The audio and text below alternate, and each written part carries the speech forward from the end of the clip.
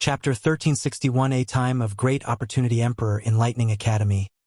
Emperor Kong floated in the air, looking at the sky. He watched what happened to these parasites and was now in a strange mood. That battle had a significant effect on the world, and I sense an opportunity, but I cannot quite grasp it. He reviewed everything he had experienced, trying to catch that fleeting thought. Sadly, it eluded him like a thief who roams the night freely. Emperor Kong considered talking to his disciples, but he remembered he had sent them on a critical mission to one of the important branches. In that case, let's meet the teacher. Master Shang stood atop a long tower, looking hazily at the sky or maybe the stars. Was it stargazing? In some ways, after Master Shang was revived and cultivated, he voluntarily fused with the Academy's luck and became the artifact spirit/guardian of the Academy's luck condensing artifact. Emperor Kong was against this, but the latter was adamant. The benefits of this act were numerous. The Academy's luck was condensed beyond the norm, allowing their destiny to prosper at an efficient rate compared to top lineages. The artifact was also better protected, and more importantly, due to its limitations, Master Shang could cultivate luck and destiny Dao without the outlaw trial. Your mind is perturbed, Master Shang said without looking at his proud disciple. I am, Emperor Kong nodded. I feel an opportunity is before me, and I cannot grasp it. Emperor Kong would never doubt his intuition. Most cultivators of his realm would not question their senses or feelings, let alone those of someone like him with great luck and destiny. I was wondering if you had detected something. You're here at the right time, Master Shang declared. The secrets of heaven and earth were momentarily disturbed, allowing me to see a few things. Emperor Kong listened eagerly. Heavenly Dao's reliance on Wang Wei has increased, Master Shang continued. It needs him to continue confronting the black and white Sunday. It also doesn't want him to be distracted. You mean? Emperor Kong asked with shining eyes. Yes, the moons have become a distraction, Master Shang continued. The destiny to eliminate them has been open to others. Now, their luck is at its weakest, and Heavenly Dao encourages people to take this opportunity to remove these parasites.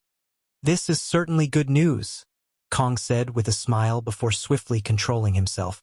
With destiny on their side, it will be easier to scheme and kill these parasites. However, is it really a good idea to take Wang Wei's destiny? Master Shang looked at him. You're too cautious about matters about him. And it's still not enough, Emperor Kong replied. Master Shang looked him in the eyes and did not say anything more. He has seen Kong grow up, and he has enough trust in him to believe his judgment. You don't need to worry about him, Master Shang continued as he looked at the sky. Heavenly Dao knows what a terrible mistake it would be to ruin their relationship in the current situation.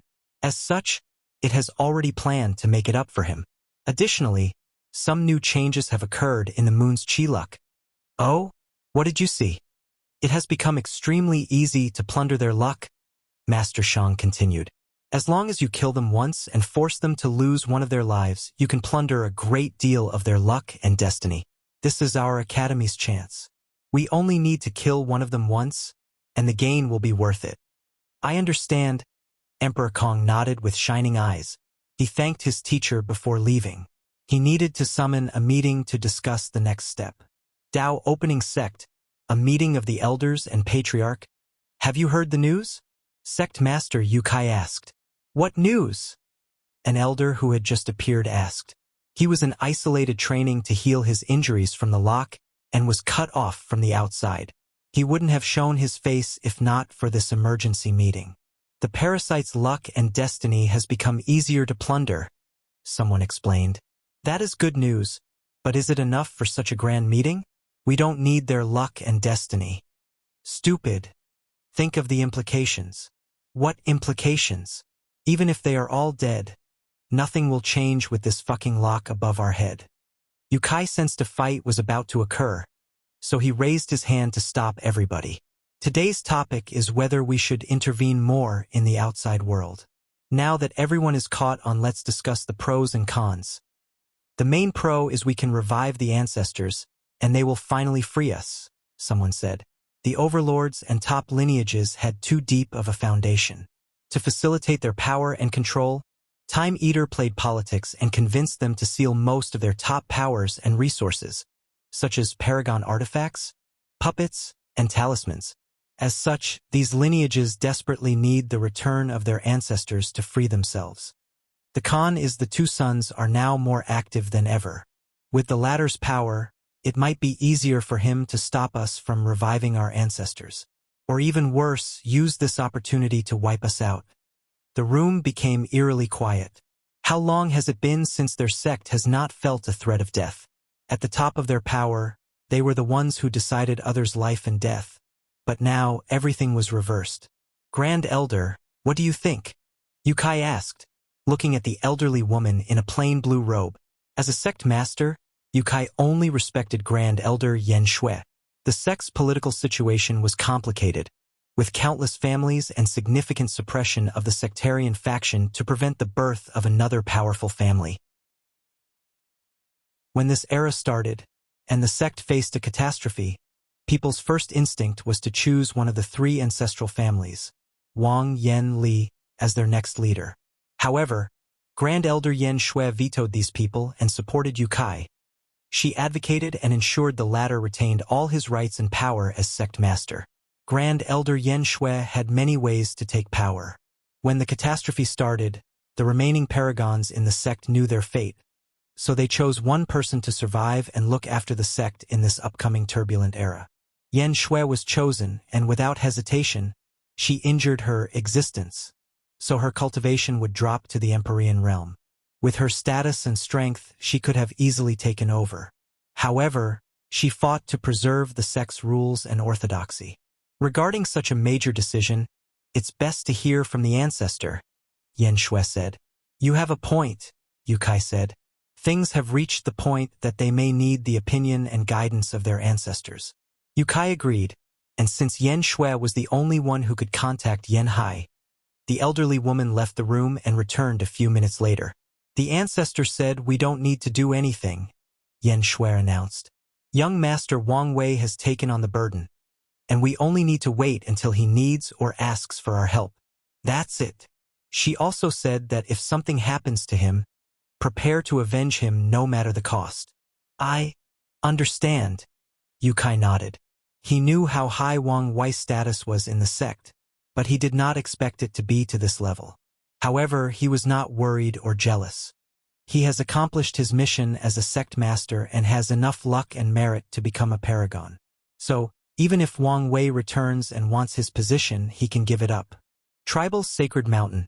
Star Sage Fan Sui looked at the sky, pondering the fate of the demon race. Should we partake in this feast, or is it too early? She took this question seriously, as it would determine the fate of the demon race. Aoshin is indeed talented, but he is not ready. Participating in this event has a higher chance of killing him than giving any benefit. But if that is true, where is his opportunity? Star Sage Fan Sui looked at the lock above the heavens briefly before her eyes shifted to the sealed Time Eater. Are you this world's next time nexus? Will the world's next catastrophe originate from you? In that case, we can prepare to participate in that one. She waved her hand to send someone to summon Aoshin. As Wang Wei predicted, the latter became an Empyrean, but he has not condensed a golden body of merit. Wang Wei slightly underestimates the complicated political situation of the demon race. Did something happen? Fan Sui asked, and Aoshin was shocked before remembering who this woman was. So he told her about Wang Wei's message. It's indeed fate, Fan Sui said, but Aoshin did not understand. In my name, he'll sponsor you for the merit you lack, and you can accept his proposal. A light of wisdom flashed in Aoshin's eyes. As you wish. If you find any errors, ads pop up, ads redirect, broken links, non-standard content, etc., please let us know report so we can fix it as soon as possible. Chapter 1362 A Time of Great Opportunity 2. Tong Ruobing opened her eyes, frowning deeply. She waved her hand, and a communication talisman manifested. She warned the maids not to disturb her in case of an emergency. Nothing should have happened so soon, so why was she contacted? When Tong Ruobing read the message, her frown deepened. Why is she asking for me, especially with such urgency? She walked out of the room and soon arrived at the entrance. Why are you here? She asked directly, looking at a beautiful young woman in black with a small mole underneath her left eye that elevated her beauty. The elders are looking for you, Sun Xiu replied.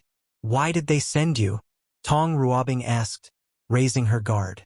She had every reason to guard against the latter scheme. The Great Talisman City was the only professional faction from the lower dimension that joined the Skill Dao Association and became one of the core figures. Sadly, they have never cultivated a primal paragon, so their status is not the best. But after Tong Ruobing ascended and re-established her foundation, her faction saw hope. They provided her with all the resources and guidance necessary to ensure that she could grow to one day become a primal. Of course, such status and resources are bound to affect someone else, and that's where Sun Xiu comes in. Before Tong Ruobing's ascension, she was the most promising talent in the association to become a primal. Still, after only a little over 10,000 yuan epochs, their status has become the same as they competed for the position of primal seed. It's an emergency and no one wanted to leave, so they asked me to fetch you, Sun Xiu replied, not hiding her annoyance. Tong Ruobing glanced at her and secretly shook her head. She has great disdain for this woman. The Skill Path Association has enough resources to train more than one primal seeds, but this woman insisted on competing with her and even tried to suppress her after she initially ascended. The chances of someone with such a petty and small mindset becoming a primal is too little. Tong Ruobing even wondered whether this woman could survive the Paragon Tribulation. Lead the way, Tong Ruobing said. The Skill Dao Association was a congregation of mountains similar to the Dao Opening Sect, except they were not floating in the sky. Tong Ruobing's location was one of the 4 primary mountains, symbolizing the 4 main professions: pill, weapon, array, and talismans. She frowned when she realized their destination was Destiny Mountain. The Skill Dao Association accepted people worldwide into their mountains. There is a specific quota, and even other overlords will compete for them. However, Destiny Mountain was unique as it did not cultivate anyone with divination talents. Instead, they were in charge of observing the association's luck, destiny, and future. The two soon reached their destination, and Tong Ruobing was shocked to find out that all the top leaders of the association were present. And once they all glanced at her, she felt suffocated. Luckily, she had also entered the Empyrean realm, and the most powerful people present were in this realm. The current associate president waved his hand to activate an isolated profession, and Tong Ruobing sensed the changes in the environment. This is definitely a paragon array, and it may be more than just one. What exactly is going on? Child, come, said a calm and soothing voice. Elder Chen. Tong Ruobing saluted, looking at the elderly woman with clear eyes and no pupils. Did something happen? The secrets of heaven and earth became chaotic, allowing me to peep at our association's fate without much repercussions. Elder Chan explained in a plain and slow voice. Tong Ruobing did not comment and waited for the latter to explain. I saw an opportunity to break this prison, and you will play a part in it, Elder Chan continued. Are you serious? What can someone like me do in such a situation? Tong Ruobing was puzzled. Although the association did not give access to certain information, she was smart enough to deduce the level of power involved. Thus, she knew how weak she was. My divination cannot be wrong, Elder Chun continued. You will play a part, and the destiny for breaking this lock will bring great fortune to us. Now, I need you to think clearly about whether you have something or experience something that could help the situation. It's alright if you don't. There is a chance that you haven't encountered it yet.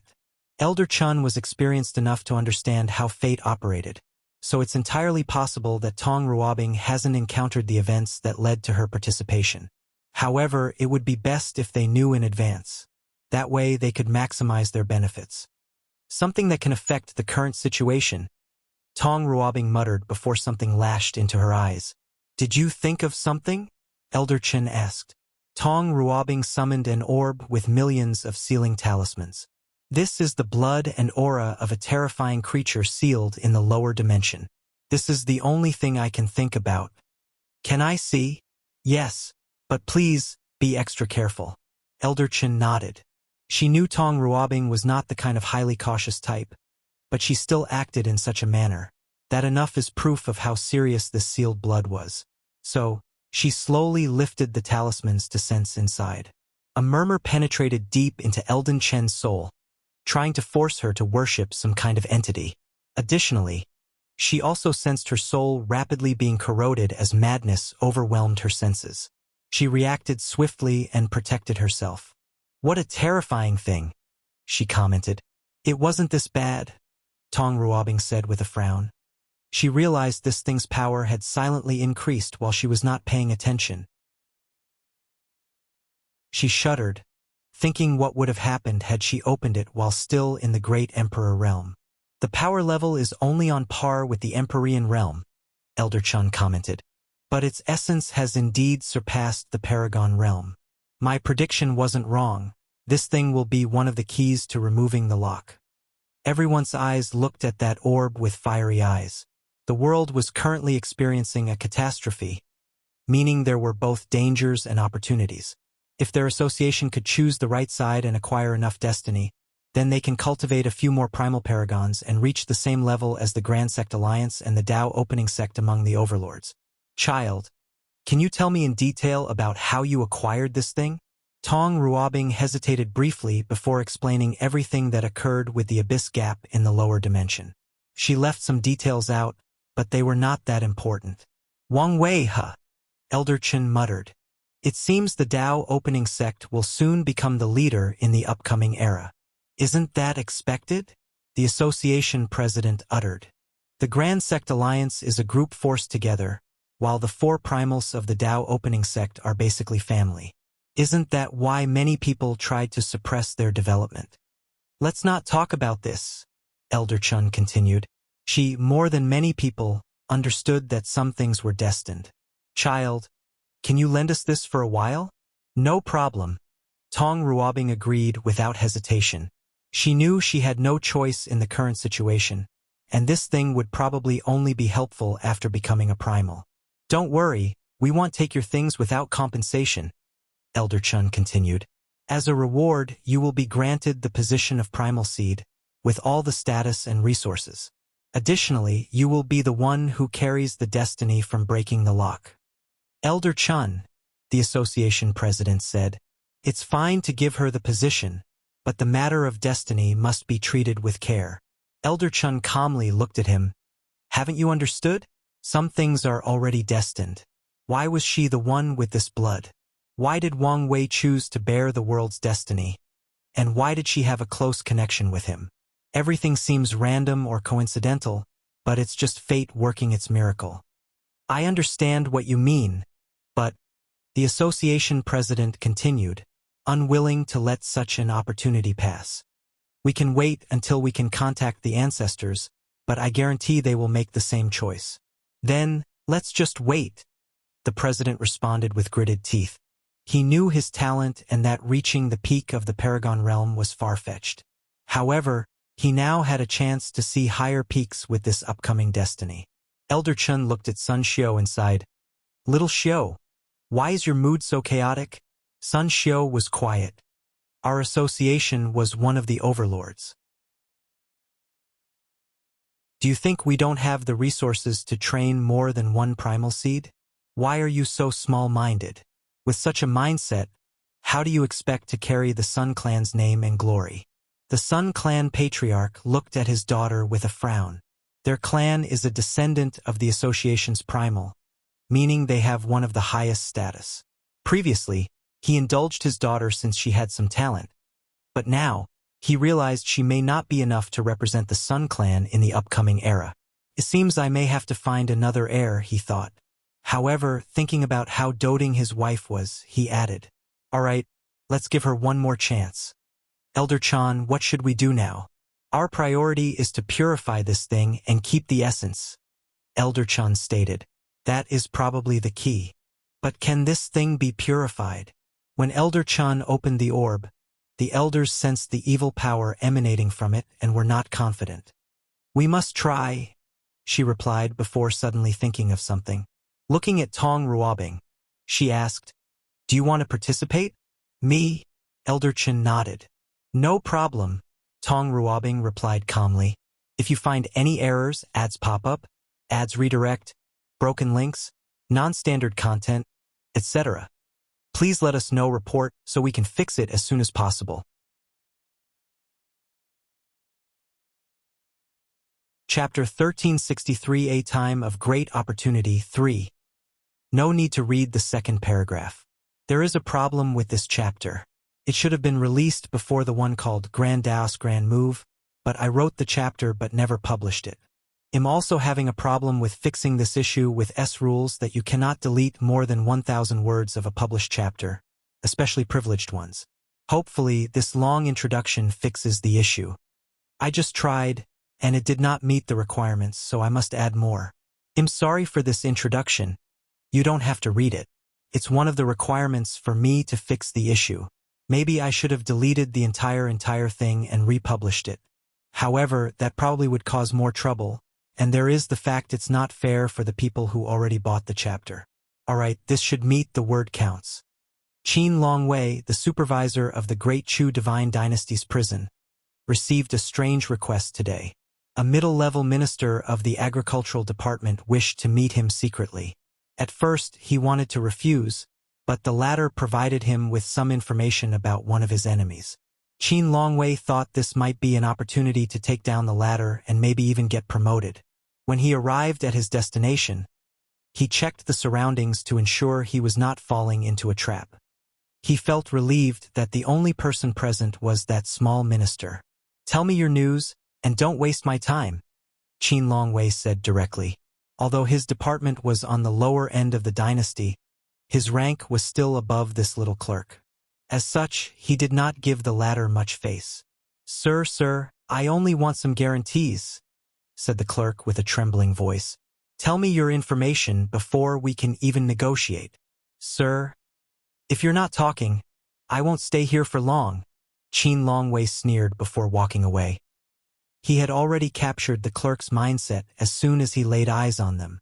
As someone who deals with all kinds of criminals and the low lives of the dynasty, he can tell when someone is desperate. So, knowing he had all the advantages, Qin Longwei acted accordingly to ensure maximum benefit.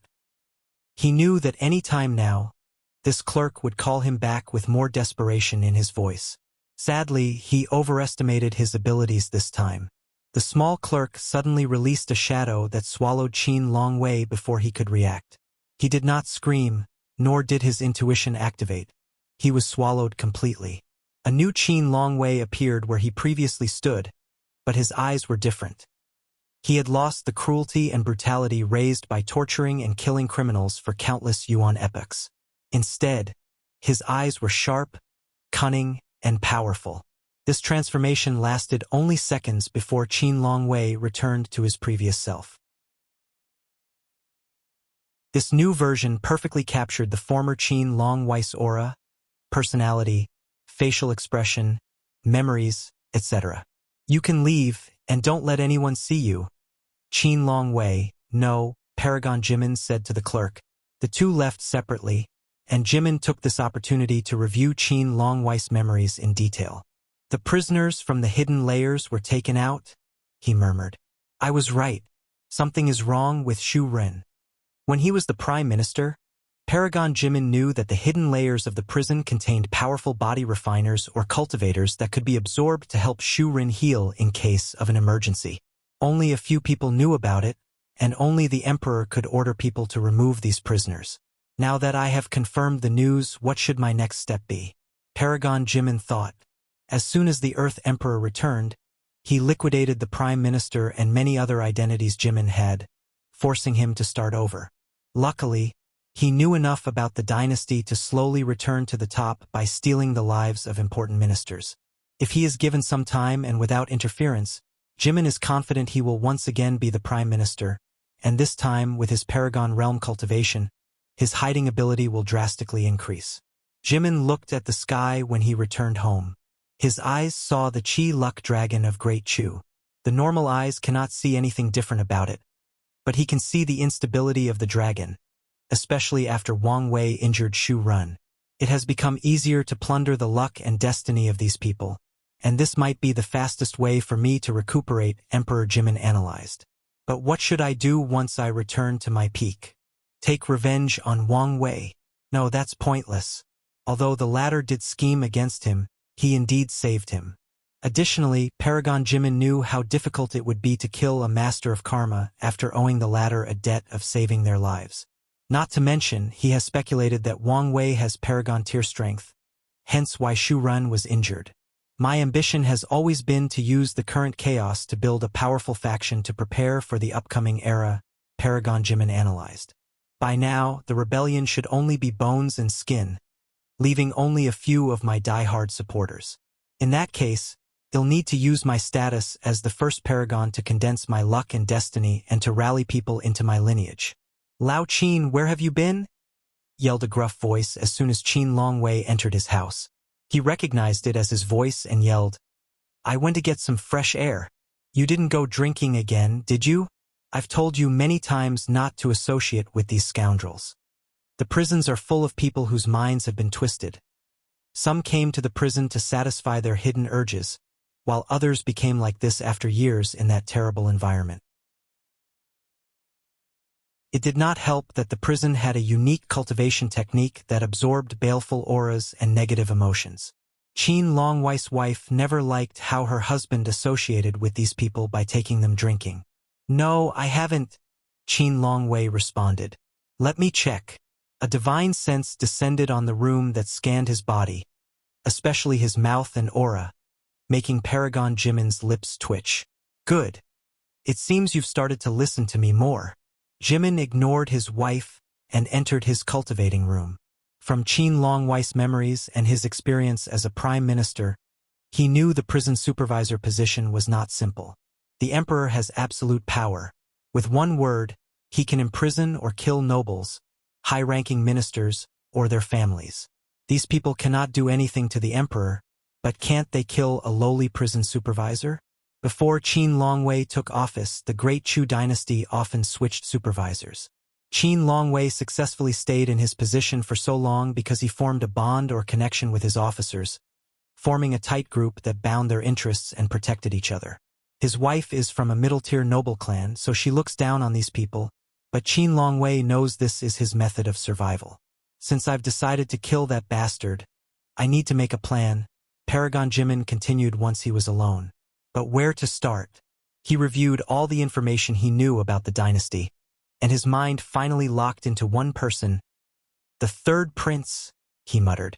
Shu Ren seems lucky in this department, so he has given birth to a few children. However, all the princes or princesses in the current dynasty can be said to be mediocre. Only a few have reached the Empyrean, and most are in the early stages of the Great Emperor realm. Of course, everyone knows it's not because of these heirs' talent, but they just stop cultivating out of fear. They all knew that the few of their brothers and sisters who cultivated to the peak of the Empyrean realm disappeared, except for the third prince. He reached that realm long ago, but nothing has happened to him. The discerning eyes could tell that it was not for the lack of trying on the emperor's part. Yet the third prince is alive and well. Although it seems he has little power on the surface, as the prime minister, Jimin once discovered the latter had a terrifying intelligence agency under his control. This man has always been an enigma, and if there is someone who might be willing to work with me to kill Shu Ren, it's him, Jimin analyzed. Alright, it's decided. However, I should be careful when dealing with him. He had long suspected that the third prince intentionally revealed his intelligence agency to test him, and the fact that he did not report this to the emperor showed the former prime minister's character. Jimin exhaled to calm down. Although he had a preliminary plan, he did not want to act immediately. The current situation was dangerous, and Shu Run was sensitive during this time of weakness. It may reveal his actions if he acts now. Jimin uttered as his vision penetrated this house and glazed at the dynasty's Qi Luck Dragon. It became weaker. What happened? Someone was desperately hiding the effects on the dragon, but this could not stop the former paragon. His luck has dissipated immensely, similar to when the Emperor experienced death. Could it be? The only explanation was Shu Ren used one of his longevity resources to heal whatever damage he experienced in the previous battle. He's quite resolute, Jimin praised. The situation was ever-changing, so it was wise for Shu Ren to maintain his top fighting shape. As for the loss of his luck, he could still recuperate it with the correct method. Unfortunately for you, this is a chaotic time, and destiny is against you, he sneered. Under standard times, Shu Ren could indeed recuperate his luck and destiny. But now, he was nothing but a fat pig that had caught the entire world's attention. If you find any errors, ads pop up, ads redirect, broken links, non-standard content, etc., please let us know report so we can fix it as soon as possible.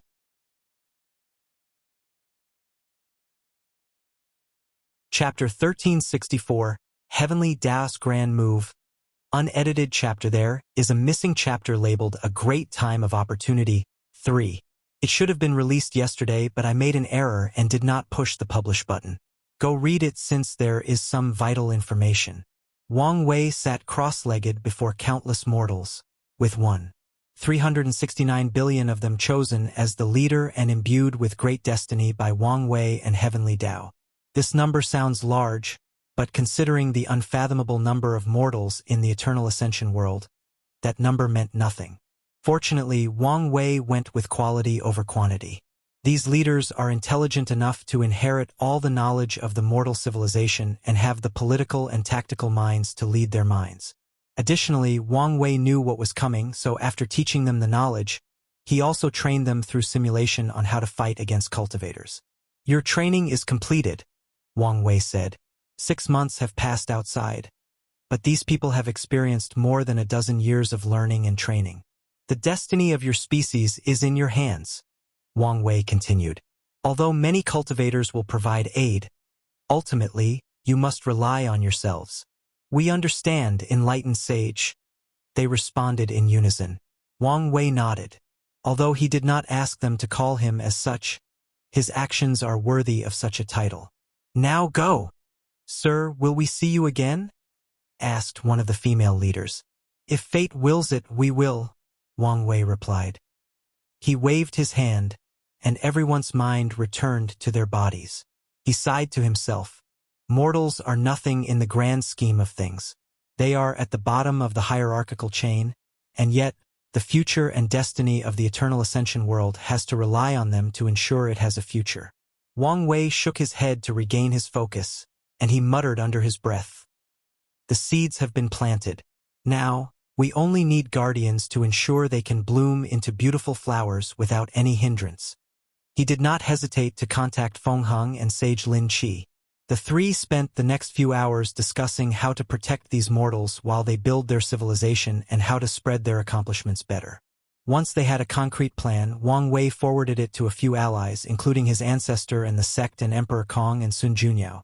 He did not know whether the latter would participate but still sent the news. I think I can do more, Wang Wei pondered. He sent messages to all the people he had connections to in the lower dimension, especially the ones who participated in his banquet. He did not talk to these people or ask them to repay the favor they owed him. Instead, he spoke of the benefits of doing so, including future merit and the blessing of luck and destiny. He was forthright about the mortal civilization since he knew it couldn't remain a secret with supreme unity around. Of course, Wang Wei did not expect most of them to act, mainly because Heavenly Dao's current merit system was malfunctioning, but as long as 10% of these people caught the bait and involved the factions behind them, then the mortals' chances at survival in this catastrophe will drastically increase.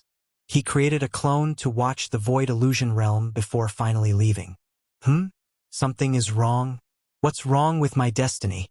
And the world? Wang Wei has been so focused on the Heaven Secret Crystal and the establishment of the mortal civilization that he did not notice the subtle changes between heaven and earth. Now that he was free, he immediately noticed something. It's so easy to plunder these parasites' destiny, Wang Wei muttered. Additionally, the burden of dealing with them has been diverted to others. Wang Wei floated in the void, observing the destiny of the world with a frown. So that's how it is? I was just thinking how such a capable heavenly Tao like yourself could fail so miserably. He smiled. The three-way battle between the sun's vessels and heavenly Tao was more successful than he analyzed. Heavenly Tao opened the secrets and destiny of the world to everyone, thus creating countless small chess players in this game that will define the world's fate. It's indeed a brilliant move. This world is full of talents, so why not use them? Why not create more variables to give it a chance at surviving? Wang Wei analyzed. More importantly, these small chess players can lessen the burden on my shoulders, and I will not lose much since Heavenly Tao will repay me even more. A brilliant smile appeared on Wang Wei's face. It's been 6 months, and the world is too quiet. These new chess players are too conservative. Where is their passion as young people? In that case, let's send them a signal to hurry up. Additionally, these parasites should be distracted to prevent them from hindering the mortal civilizations. Wang Wei thought of all the parasites, choosing his next target as if he were shopping for shoes. Let's see. I don't need to do much for the fight between Undead Phoenix and Five Feathers, and any new actions might make them more reserved in their actions. Seven Cauldron is a vessel that cannot be touched easily, so it only leaves Shu Ren, the Earth Emperor. Wang Wei waved his hand to manifest a string of fate and gently plucked it. He looked at his work and smiled before teleporting away. Great Chu Divine Dynasty, Supreme Yin Palace. All the ministers stood before the throne with their heads lowered. Things have not been going well for them ever since the emperor returned. Forget how they had so much power and wealth when the emperor was not here, but he's been moody and aggressive ever since the latter's return. There have been times when he acted like this before, but not to such a level, nor did it last for so long. Today, the emperor discovered major corruption in the Treasury Department, and everyone was scared. After all, not a single minister present in this room can confidently say that their ass was clean. With all the chaos and the emperor's absence, isn't it normal for them to take some resources secretly? So, don't you have anything to say? Shu Ren asked while releasing his aura. He knew his ministers were corrupted. In fact, he encouraged them since, when necessary, he could use this to control or eliminate them. However, he could not tolerate how these people took so much that he could not find the resources he needed to at least temporarily seal the terrifying curse or whatever from Wang Wei's technique. Your Majesty, I have something to offer you, said someone. Although the person spoke without pause, anyone could detect the subtle fluctuations in their voice. Shu Ren calmly looked at the Minister of Right, a middle-aged woman who could be described as plump, but that did not hide the subtle beauty in her face. Shu Ren chuckled, but no one detected any joy or positive emotions from him, only endless killing intent. It was common for these subordinates to offer rare treasures or gifts to their superiors and even the emperors, but was it really the time for this? Many people felt that this Minister of Right had been dealing too much with the Taoist and Buddhist priests and had her brain rotten. Taoism and Buddhism are both the official religions of the Great Chu dynasty. However, a small minority believes this was a desperate act to save herself. You better choose your next few words very carefully, Shu Ren warned. The Minister of Right, also known as Lady Run, swiftly summoned an ice coffin containing a body. Such a beautiful woman. That was everybody's first thought, followed by what Shu Ren said next. Is that Sun Junyao? The Earth Emperor asked in shock before realizing what he saw. No, it's not her. This person also has the essence of perfection, but not nearly on Sun Junyao's level. Your Majesty is wise and has great vision, Lady Ren swiftly said. Shu Ren looked at the sleeping woman whose beauty was accentuated by the ice and cold surrounding her. A hint of desire flashed in his eyes, but he swiftly controlled himself. He calmly looked at Lady Run, his eyes cold and indifferent. Do you think this is an appropriate gift? Lady Run started sweating as the aura pressure got to her. Her mind went on overdrive as she swiftly responded. Your Majesty, there is no need to worry. She is just the work of some fool studying perfection. I found her during one of my fortune encounters, and I can hand over the place for His Majesty to investigate. Additionally, Your Majesty can control every aspect of this woman. You can place as many secret restrictions on her and control everything she does. including her meal. You can even check and change her memories as you see fit. Lady Run did not know what she was saying. All she knew was that she spewed everything she could think of to appease the Emperor's suspicions. You have a point, but this Emperor is not such a person, Shu Run responded, smiling slightly and removing his aura. However, I should be cautious and double-check. He snapped his finger, and someone floated from his shadow. You know what to do, right? Yes, my lord. Good. Shu Run nodded, looking at the beautiful woman. Then, he waved his hand to put her away. What about the corruption case? The shadow asked. Shu Run looked at these people. As long as they can repay most of the stolen money. And if they can't? If they can only pay 60% or more, send them to prison until I'm in a better mood and I remember them. Shu Run continued. If it's less than 50%, add a weekly dose of torture. And if less than 20%, just kill them. Many ministers' bodies trembled. Many already used those resources to gain personal strength or more political and military power in the dynasty. Some have wasted it on pleasures and such. The only person who felt relief was Lady Ren. Although the Emperor did not say anything explicitly, it's apparent that he liked her gift. As you wish, the shadow replied before disappearing. Shu Ren took one last look at these people and sneered before leaving. If you find any errors, ads pop up, ads redirect, broken links, non-standard content, etc., please let us know report so we can fix it as soon as possible.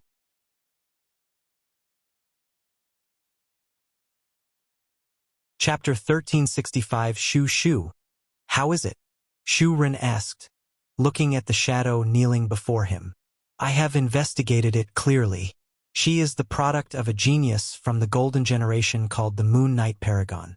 According to records, he once saw a perfect woman during an eclipse and has been pursuing the path of perfection since then. And you're sure such a person exists? There are many records of his existence, and the Minister of Right is not the only person who has found one of his experiments since his disappearance. Shu Run was quiet, with his index finger tapping on his arm rest. Did you find any anomaly inside that secret realm? Not as far as I can detect. Hence why I brought it with me so you can check, if you wish. Shu Ren hesitated briefly before summoning a puppet of the same realm.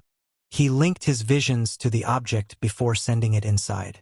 The puppet had a powerful divine sense, allowing it to check for the unknown. More importantly, it served as a proxy in case something was wrong. As long as Shu Ren was careful, he would have plenty of time to protect himself or escape while the puppet was being eradicated or influenced. He was careful and spent a few hours searching, but this was an ordinary secret realm that served as a laboratory. The only things worth noticing were how old it was and the faint aura of perfection remaining around. Shadow, tell me your honest opinion. Do you think someone is plotting against me? Shadow pondered briefly. In the current era, there is only one person with enough knowledge and ability to pull such a scheme, and that's Sun Junyao. However, after killing the blood dragon, she has no motive or capability to pull another stunt like that again. She has plenty of motive, Shu Ren sneered.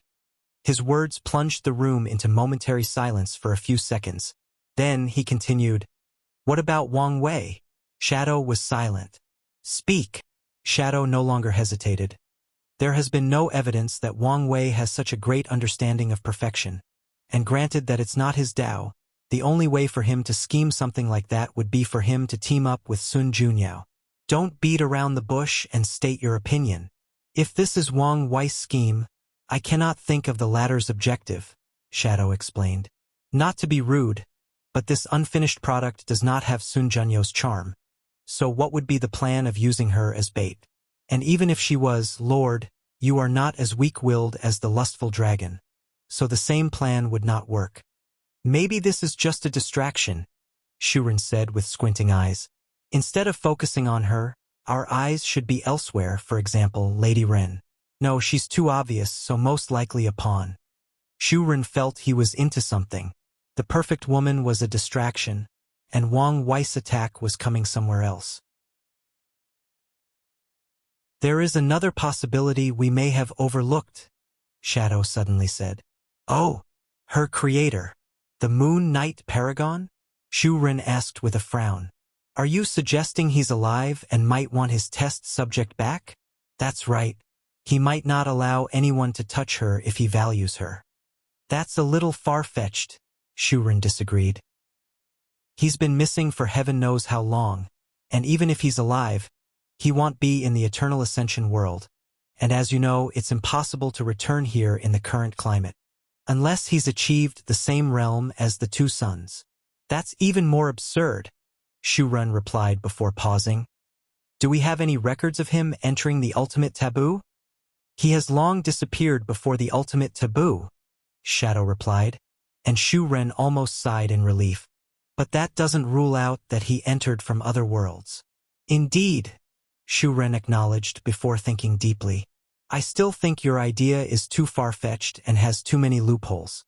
If Wang Wei wanted to use such a person to eliminate me, he would have to know in advance that the Moon Knight Paragon has reached such a realm, and he would also have to understand that this frozen woman was significant to him. Unless he's not the one responsible, Shadow responded.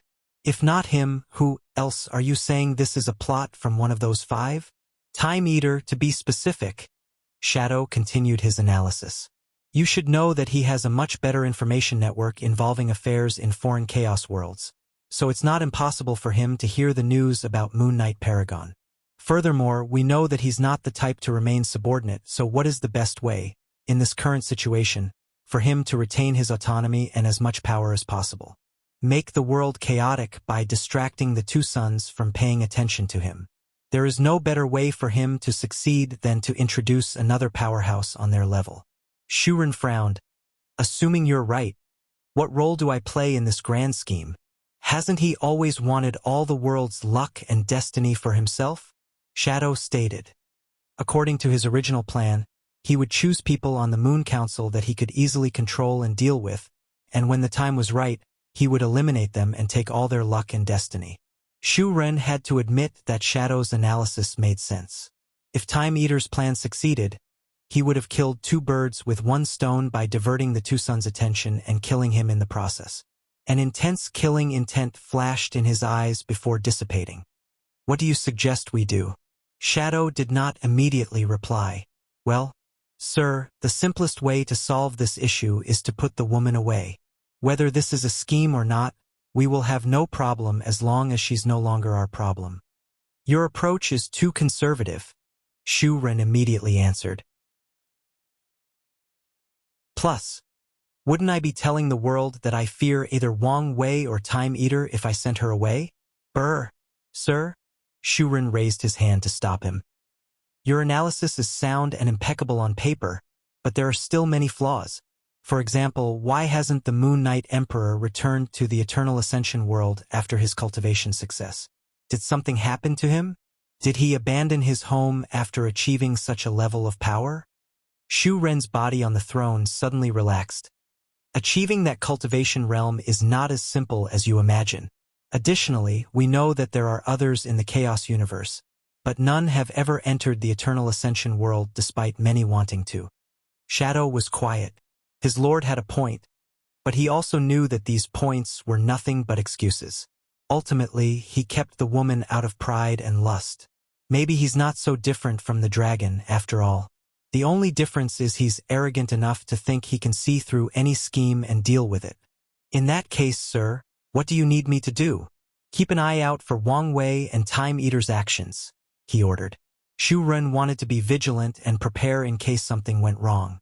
As you wish. Shadow disappeared, and the Emperor summoned the frozen woman.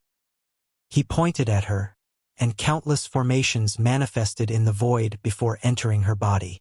With this method, he could secretly control her life and death and monitor her mood, expression, and even thoughts.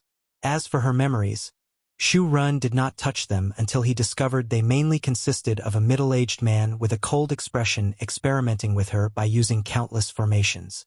Shu Ren took a moment to check his work before finally opening the coffin. The woman looked beautiful, even though she was not completely perfect. On the contrary, such an imperfection added some points to her overall charm. I couldn't have Sun Junyao, but I can have her. Better yet, I may be able to cultivate my own Sun Junyao, Shu Ren thought with shining eyes. The frozen woman's eyelid trembled before opening. She looked at Shu Ren with her pure eyes and frowned. You're not my creator. Who are you? Creator? Who is that? Shu Ren said. One of my ministers found you inside a secret realm. You were the only one there. The woman immediately became quiet as a somber aura emanated from her body. It was so intense that it even affected Shu Ren for a few seconds. Truly worthy of a perfect creature, the Earth Emperor thought. Is something wrong? He asked. It seems I was a failure and father. The somber atmosphere intensified, but Shu Ren was no longer affected. I'm sorry that happened to you, he said in the most sincere voice possible. If you wish, I can help you search for your father. My dynasty is one of the biggest in the world, and I can monopolize a great deal of power. You're a ruler? That's right, Shu Ren responded with a smile. You do have a regal bearing, the woman nodded. However, there is no need. Since I could not meet father's expectations, there is no point in seeing him again. I see, Shu Ren nodded. Oh, how rude of me. What do I call you? I don't have a name. That's not good. We need a way to identify and address you. How about I give you one? Let's see. Shu Ren did not wait for her to give her permission. The first thing I saw about you was your pure eyes. So let's use Shu for purity. We have some destiny, so it'll allow you to use the royal name. In that case, you'll be named Shu Shu. Shu Shu, the woman muttered. She did not focus on Shu Ren's rude behavior, as her mind was only focused on the fact that she now had a name. It's lovely, I like it. From now on, it'll be Shu Shu. If you find any errors, ads pop up, ads redirect, broken links, non-standard content, etc., please let us know, report, so we can fix it as soon as possible.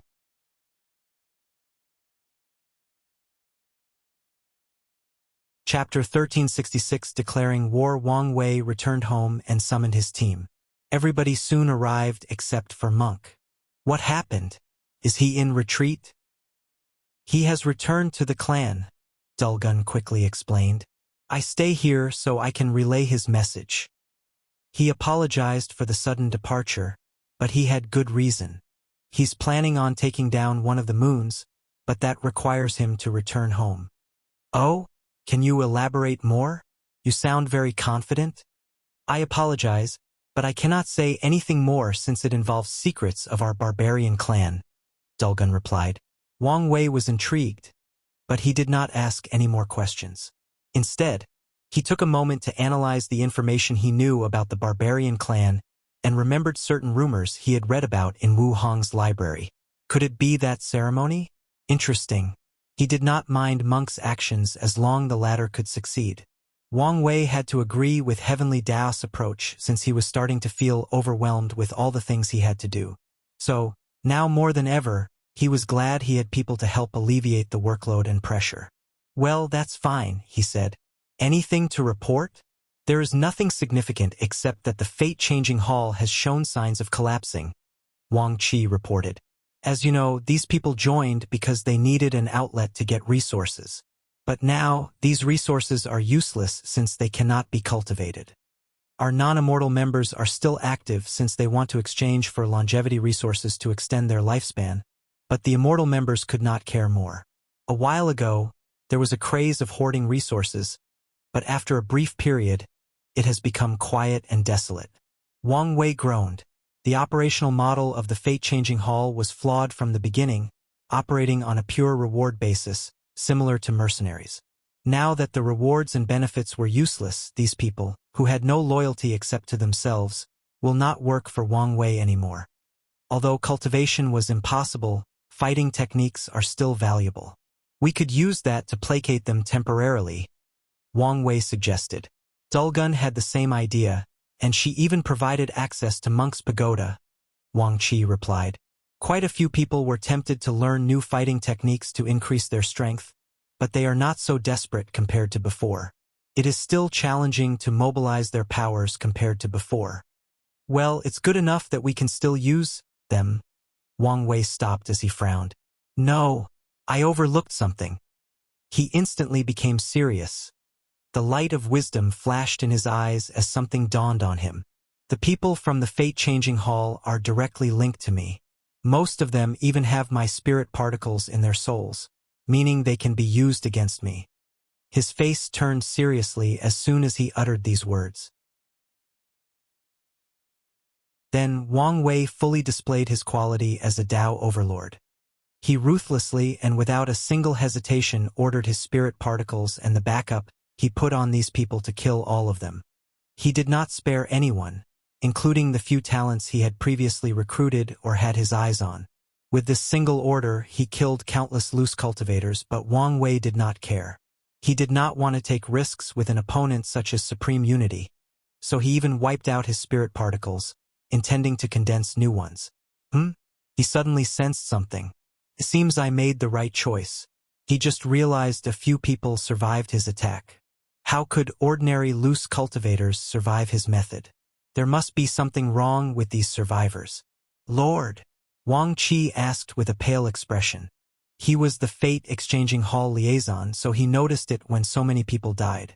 He also knew the source, but he did not understand why. We are facing a terrifying enemy, and no amount of caution is enough. Wang Wei replied calmly. His eyes and tone were cold or indifferent, just calm, as if he had something as simple as sipping tea instead of killing millions of cultivators. But, did we have to kill all of them? My power is not enough to determine who has a problem or not. So this is the simplest, most direct, and most effective approach. Wang Wei also felt some pain. The hall was one of his ways to build his team so that he had some power before returning to the sect. He did not want to play politics, and having Paragon's strength and his own team would make incorporating into the sect much easier. However, he had to sacrifice them. Wang Wei then turned his eyes to his current team. He saw fear in the eyes of people like the flesh demon, and he understood their mindset. Unlike Monk and his wife, these people were controlled by him, meaning they could also be killed instantly once they became a liability. I know what you're thinking and feeling, and I also know that you won't feel secure no matter what I say, Wang Wei said to the team. But I still must say it. I am not cruel, but I will be due to the circumstances. So try to act less suspiciously from now on. No, better yet, from now on, all meetings will occur with a projection while I'm hiding somewhere else. Patriarch, is this really necessary? Wang Qi asked. This is not about trust, Wang Wei said, already guessing what he's thinking. We are dealing with powers beyond our very understanding, so this level of precaution is the bare minimum. Wang Wei turned to Dulgun. Do you have an opinion on my approach? No problem, she answered truthfully. She admired his decisiveness and ruthlessness, feeling much she and Monk could learn from. Wang Wei nodded after detecting she was not telling the truth. I have a mission for you guys, Wang Wei continued. You need to help protect these mortal civilizations from any accident. He distributed a map to everyone. Dulgun. You can contact your clan to see if they can help. No problem. One more thing, Wang Wei said. He raised his hand and reduced the cause and effects between him and this team. Just like how the hall's members can be used against him, it's the same for the people he controlled, so he needed to take precautions. Although he did not know how effective such an approach was, it was better than nothing. Everyone felt a slight weight lifted from their shoulders. Most did not know what just happened, but the ones who did not explain, and Wang Wei was not about to either.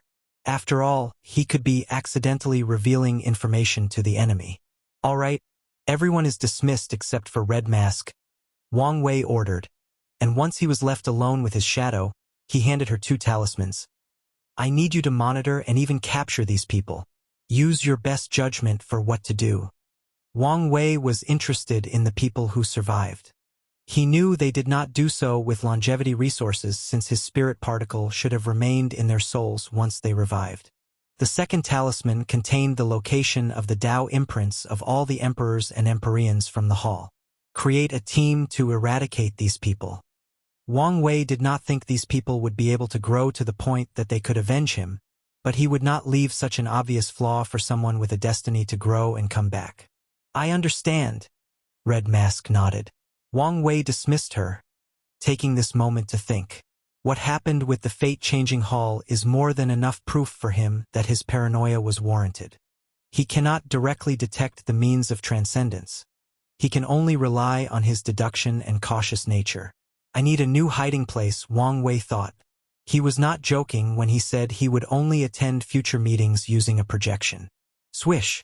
Red Mask suddenly appeared in the room, and a terrifying power immediately pressed her to the ground, followed by a frightening killing intent locked on her before disappearing. I almost killed you, Wang Wei said as he removed his methods and stopped his attack. He also realized his nerves were too tense. Sorry about that. Did something happen? Red Mask took a moment to regain her bearing. She knew how strong her lord was. After all, she had borrowed his power a few times in some missions, so she knew, especially after his recent retreat. However, it was a different experience from using that power to its full force being directed toward her. Wang Wei felt the dread in her soul and waved his hand to release a subtle soul power that soothes her spirit. I'm fine, sir, Red Mask said slowly. What is the emergency that made you return unannounced? War, she replied. Someone has declared war. Who? It's... If you find any errors, ads pop up, ads redirect, broken links, non-standard content, etc. Please let us know, report, so we can fix it as soon as possible.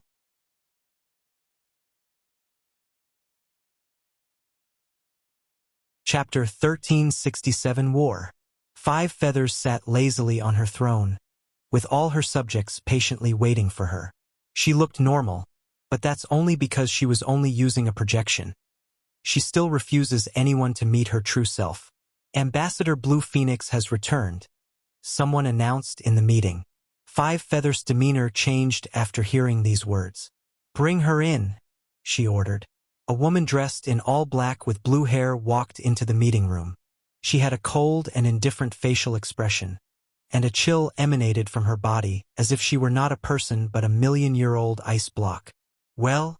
Five Feathers asked in annoyance. She had never been able to read Blue Phoenix's facial expression since it's always the same. Usually, she found this fact intriguing since it was boring to always know what your subordinate thinks. But today she was only annoyed.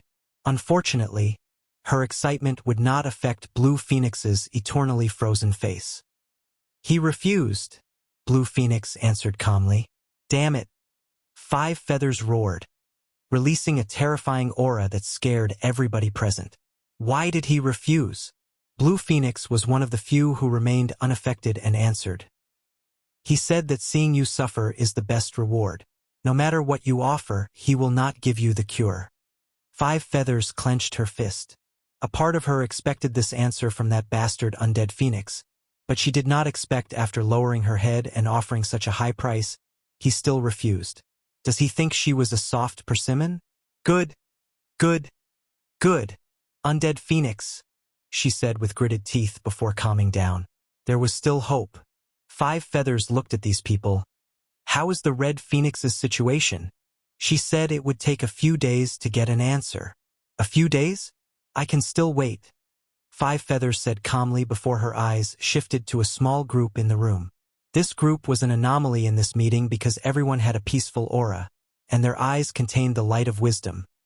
Anyone who saw them could tell they were scholars who spent most of their time reading books and comprehending scriptures. Have you found anything? Five Feathers asked. Your Majesty, we've combed through all the records, and the solution we gave you was the only one we could think of. In other words, you're useless. Five Feathers said with gritted teeth. She could no longer hide her curse since she noticed her strength was weakening and the suffering was intensifying. So, she contacted these people to find a solution, but their answer was a bunch of nonsense.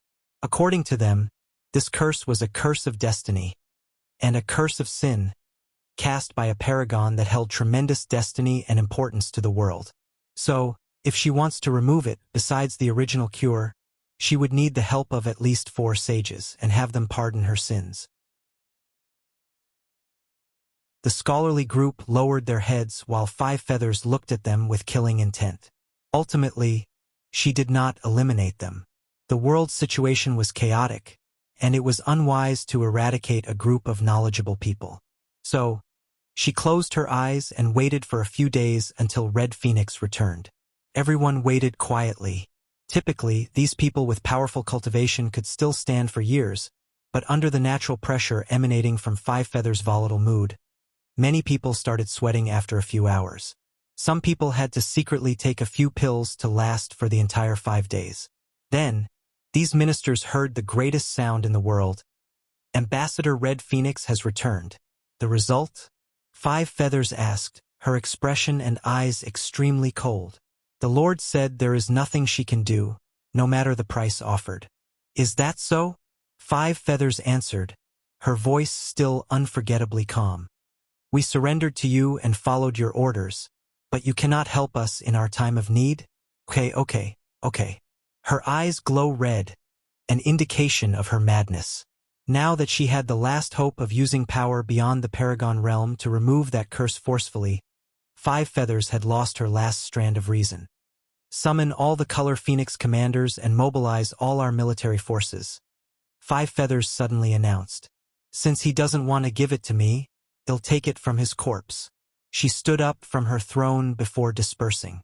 A few seconds later, a new Five Feathers appeared, but her expression was pale, and she had weird tattoos on her neck and arms.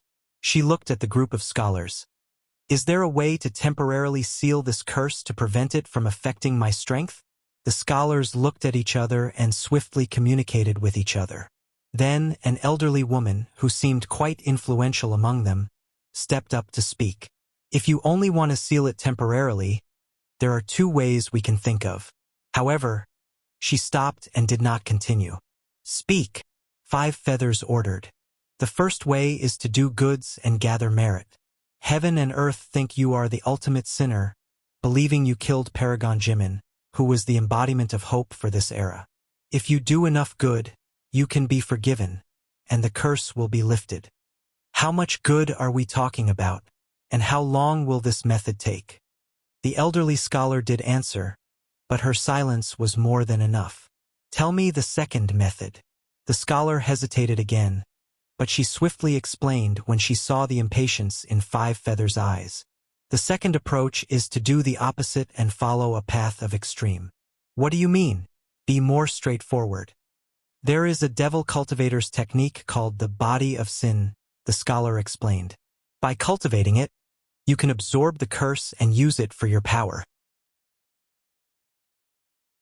Five Feathers' eyes shone brilliantly, and after seeing this, the scholar quickly explained. This method is similar to drinking poison to cure a poison. Five Feathers calmed down. Explain. This method can indeed achieve what you want, but their curse will eventually backlash with even more force.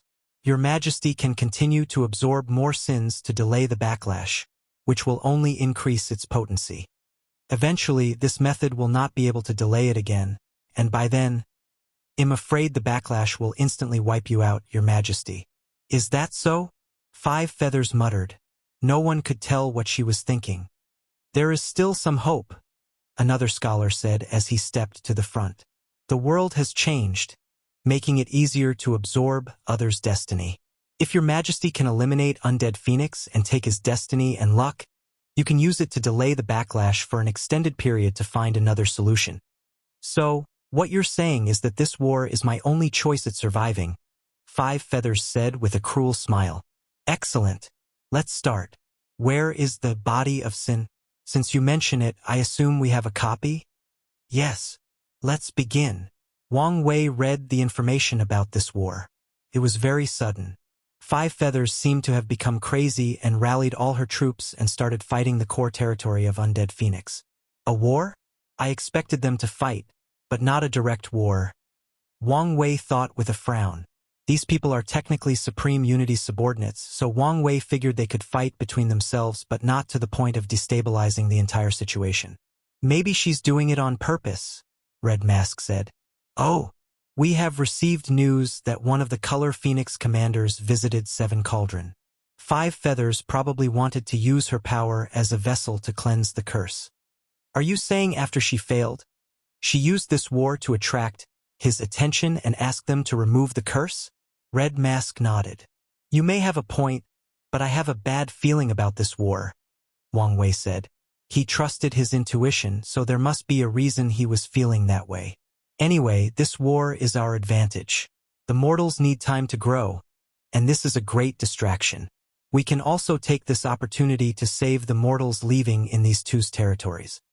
This is also an opportunity for us to infiltrate their ranks, Red Mask added. Many people die or disappear during a war, making it the perfect time for the Fate Shadow Guards to replace the enemy's people and infiltrate their ranks. You know what to do, so I won't comment much, Wang Wei nodded. However, don't forget to keep an eye on the others. I need to know as soon as one of them intends to participate in this war or muddy the pie for their advantage. As you wish. Red Mask disappeared, and Wang Wei sent a message to the team to continue their work of helping the mortals. Then, he left the Dao burial ground to watch this war's development.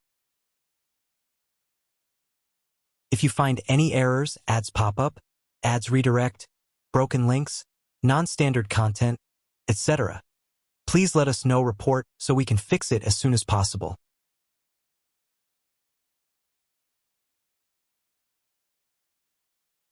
Chapter 1368 The Anomaly. Wang Wei was not the only one paying attention to this war. The entire world tuned in. Five Feathers madness meant the war spread quickly and widely in just a few months.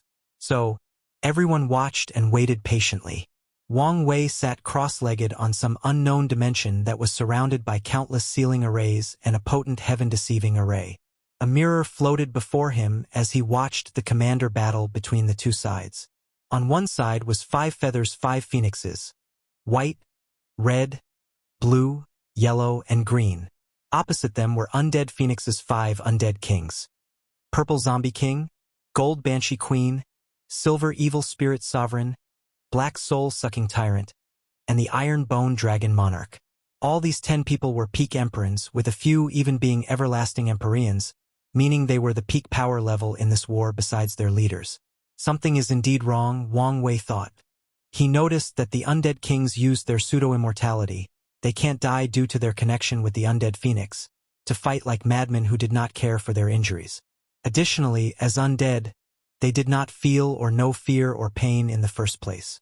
Undead Phoenix seems worried about Five Feathers' sudden change in how she did things, so he used his men to test her out, Wang Wei analyzed.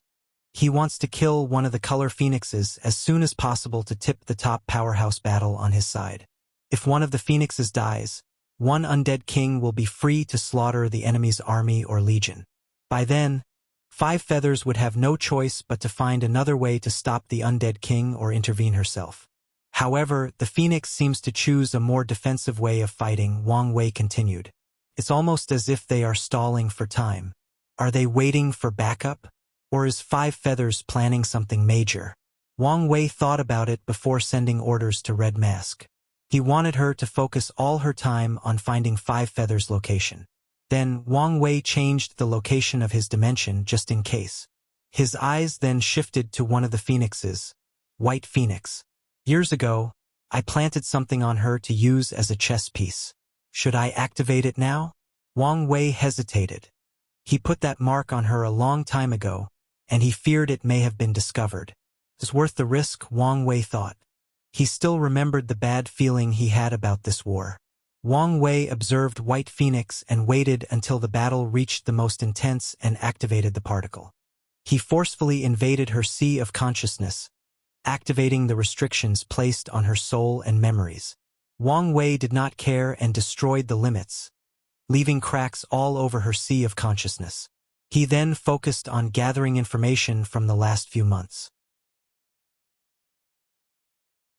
Damn it, all of those are useless. Wang Wei thought as he hurriedly gathered as many memory pieces as possible until he found fragments of what he wanted. Scholar Treat Curse, Body of Sin. Wang Wei felt he was so close to the truth, and a little bit more, he could see the entire picture.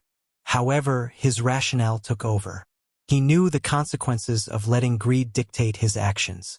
So, he stopped himself and eliminated the spirit particle before expeditiously changing the coordinates of his residing dimensions. Why do I feel I just escaped a disaster? Wang Wei muttered. He trusted his feelings, so he knew there must be a reason. He suddenly thought of something, so he sent a projection to the previous locale while changing his coordinate for the third time. What did he see? Nothing except an endless void. A terrifying power had annihilated the previous coordinate of his dimension, leaving only an infinite void. The projection looked in the distance and saw 7 cauldron floating above, looking at him indifferently. I see. It seems I have become enough of a nuisance that you want to eradicate me personally. Wang Wei chuckled. I guess I should be proud. You lowly rat. Let's see how long you can hide. 7 cauldron, no, Supreme Unity said. Haven't you heard the saying? Good people die young, while terrible people live 1,000 years.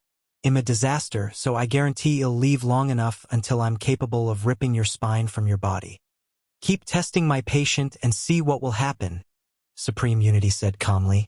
I can still overthrow this chessboard by killing everybody, including your sect and loved ones. Why don't you say these words to her? Wang Wei's projection pointed to the east, and as expected, Feng Hang, with glowing golden eyes, showed himself. The two glanced at each other briefly before Supreme Unity disappeared after snorting coldly. Mithraea then focused on Wang Wei.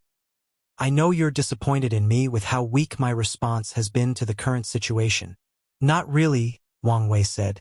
At first, he did blame her, but as time passed and he understood how scary transcendents are, he realized that he was only alive because Mithraea occupied Supreme Unity's 9,999% strength. There is an explanation for this, Mithraea continued, not elaborating whether she believed his words or not. Firstly, I have to admit that I underestimated how much control he had over this world. In terms of scheming, I am indeed not as good as him. Mithraea has long realized she had an antagonized fate with Taoism. All her greatest trials and tribulations originated from them. The real reason, though, is because I'm distracted, Mithraea continued. I noticed an anomaly with our world's branch of the River of Time and have been investigating. Is it an emergency? Yes, Mithraea nodded. My intuition tells me that if I don't find the cause of the anomaly, something terrible will happen. Wang Wei frowned. When you say terrible, on what scale are you operating with? I'm afraid that even someone only level will be affected, maybe even die. Wang Wei's lips twitched. Fate seems to have forgotten that he was only a little Empyrean, so why was it given its problems on the level of transcendence? Could his life have been too smooth, and someone felt he needed more challenges? My time is up, Mithraea said as she looked in the distance. You need to keep an eye on Time Eater. He's more dangerous than you realize. Is he responsible for the anomaly? Wang Wei asked swiftly. No, but although there is no proof, I feel he is involved somehow, Mithraea said while sighing. She wanted to kill Time Eater as soon as she felt the anomaly, but Supreme Unity stopped her. All right, Wang Wei nodded. The glow in Feng Hang's eyes disappeared, and he regained clarity. He looked at his surroundings until he saw Wang Wei. He bowed politely to the other before returning to the sect. What a mess, Wang Wei said as he opened his eyes after canceling the projection. He sighed and waited. He again contacted Red Mask, telling her to find 5 feathers as soon as possible. After the hint he found from White Phoenix's memories, Wang Wei had an inkling of what 5 feathers was going to do, and he hoped he was wrong. A few days later, he sent another projection because Red Mask contacted him. What did you find? We discovered something in the Grand Nirvana world, Red Mask reported. Grand Nirvana world? If I remember correctly, it used to be called the Life Tree Domain and is also the largest area of 5 Feathers territory. That's right. There is an invisible energy barrier that prevents anyone from entering or leaving, Red Mask reported. If 5 Feathers is doing something, this must be the location. Can't you sneak in? I'm sorry, but we've lost a few good agents while trying to, Red Mask reported. It's fine, Wang Wei replied. He won't force his subordinate into an impossible mission. Does Undead Phoenix know about this change? I'll leak the news to him, Red Mask responded. All right, anything else to report? Yes, she nodded. Regarding those people who survived the hall's cleanup, I've dealt with them. Wang Wei was about to ask more when he suddenly thought of something. You didn't do it personally, did you? I know of the Lord's current cautious nature, so I sent the death squads, and they were ordered to kill themselves after the mission was completed, Red Mask reported. She was connected to the Lord, so Red Mask knew best not to interact with these people. Excellent, Wang Wei praised. Frown now on, hide yourself, and do everything from the shadow. If a mission requires your level of strength, don't show up and use a vessel. I'll provide talismans with my powers. Make sure that the vessel uses the talisman before leaving for the mission. The last thing we want is for that thing to land on the wrong hand. As you wish. All right, tell me about these people. If you find any errors, ads pop up, ads redirect, broken links, non-standard content, etc. Please let us know report so we can fix it as soon as possible.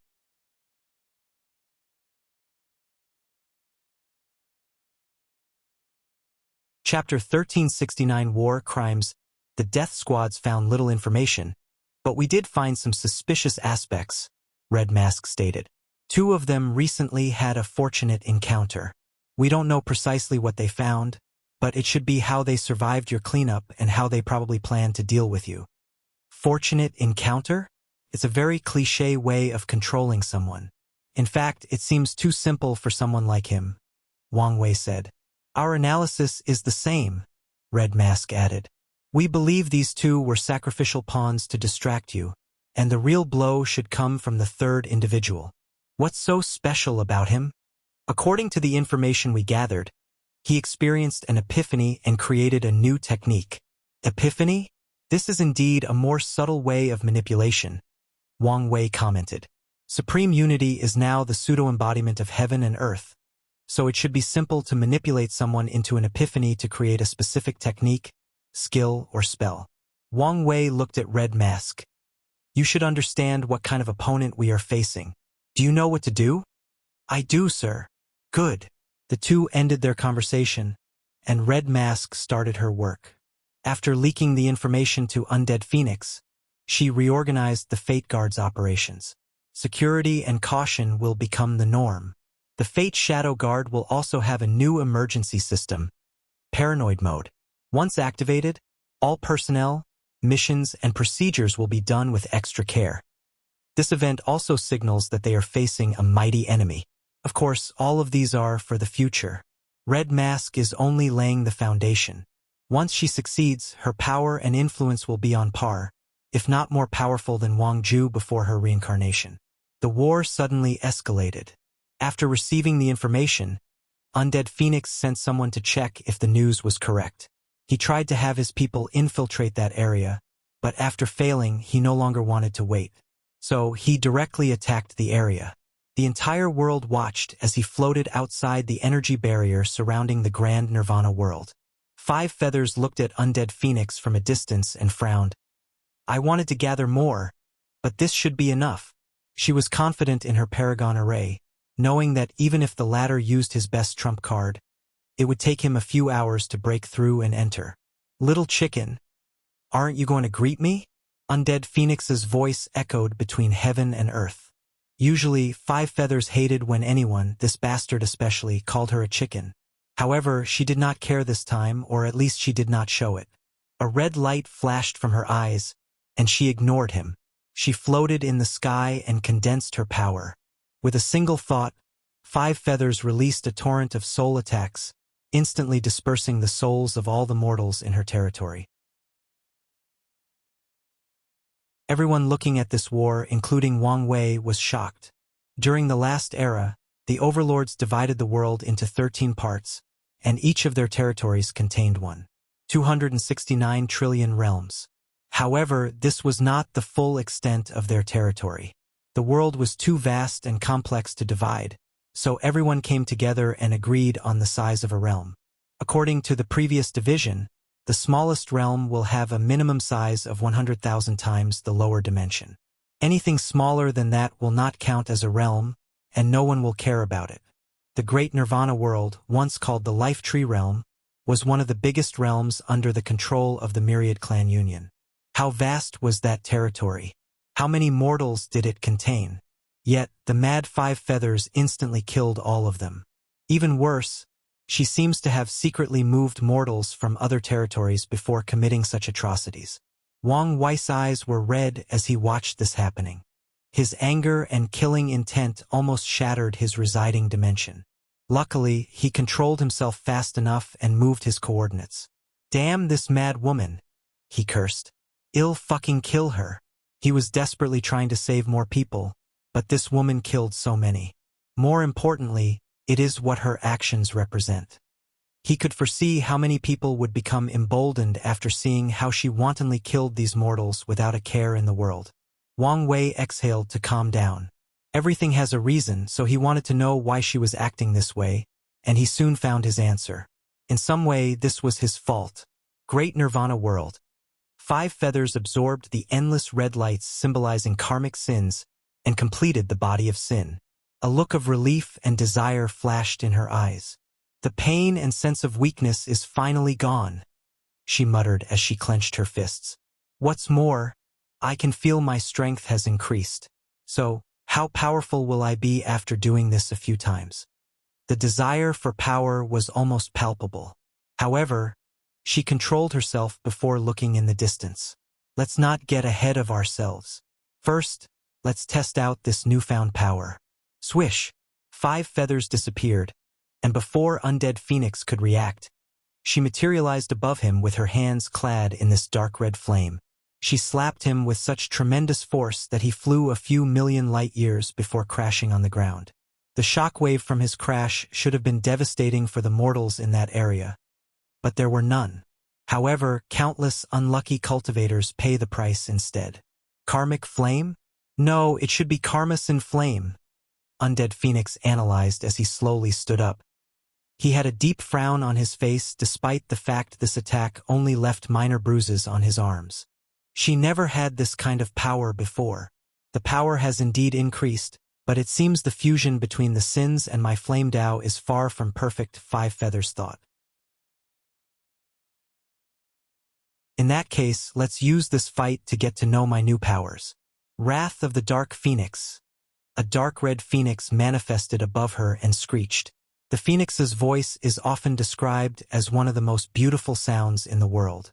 Most phoenixes' cries also have magical abilities, including healing, removing negative attributes, or even blessing.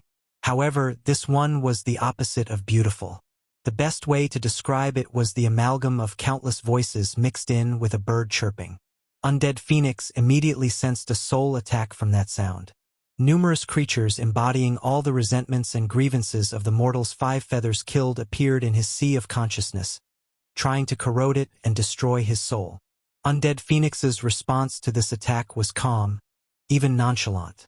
His Tao involved a small portion of life and death, so Five Feathers' attempt to affect his soul could be described as shoddy to someone like him.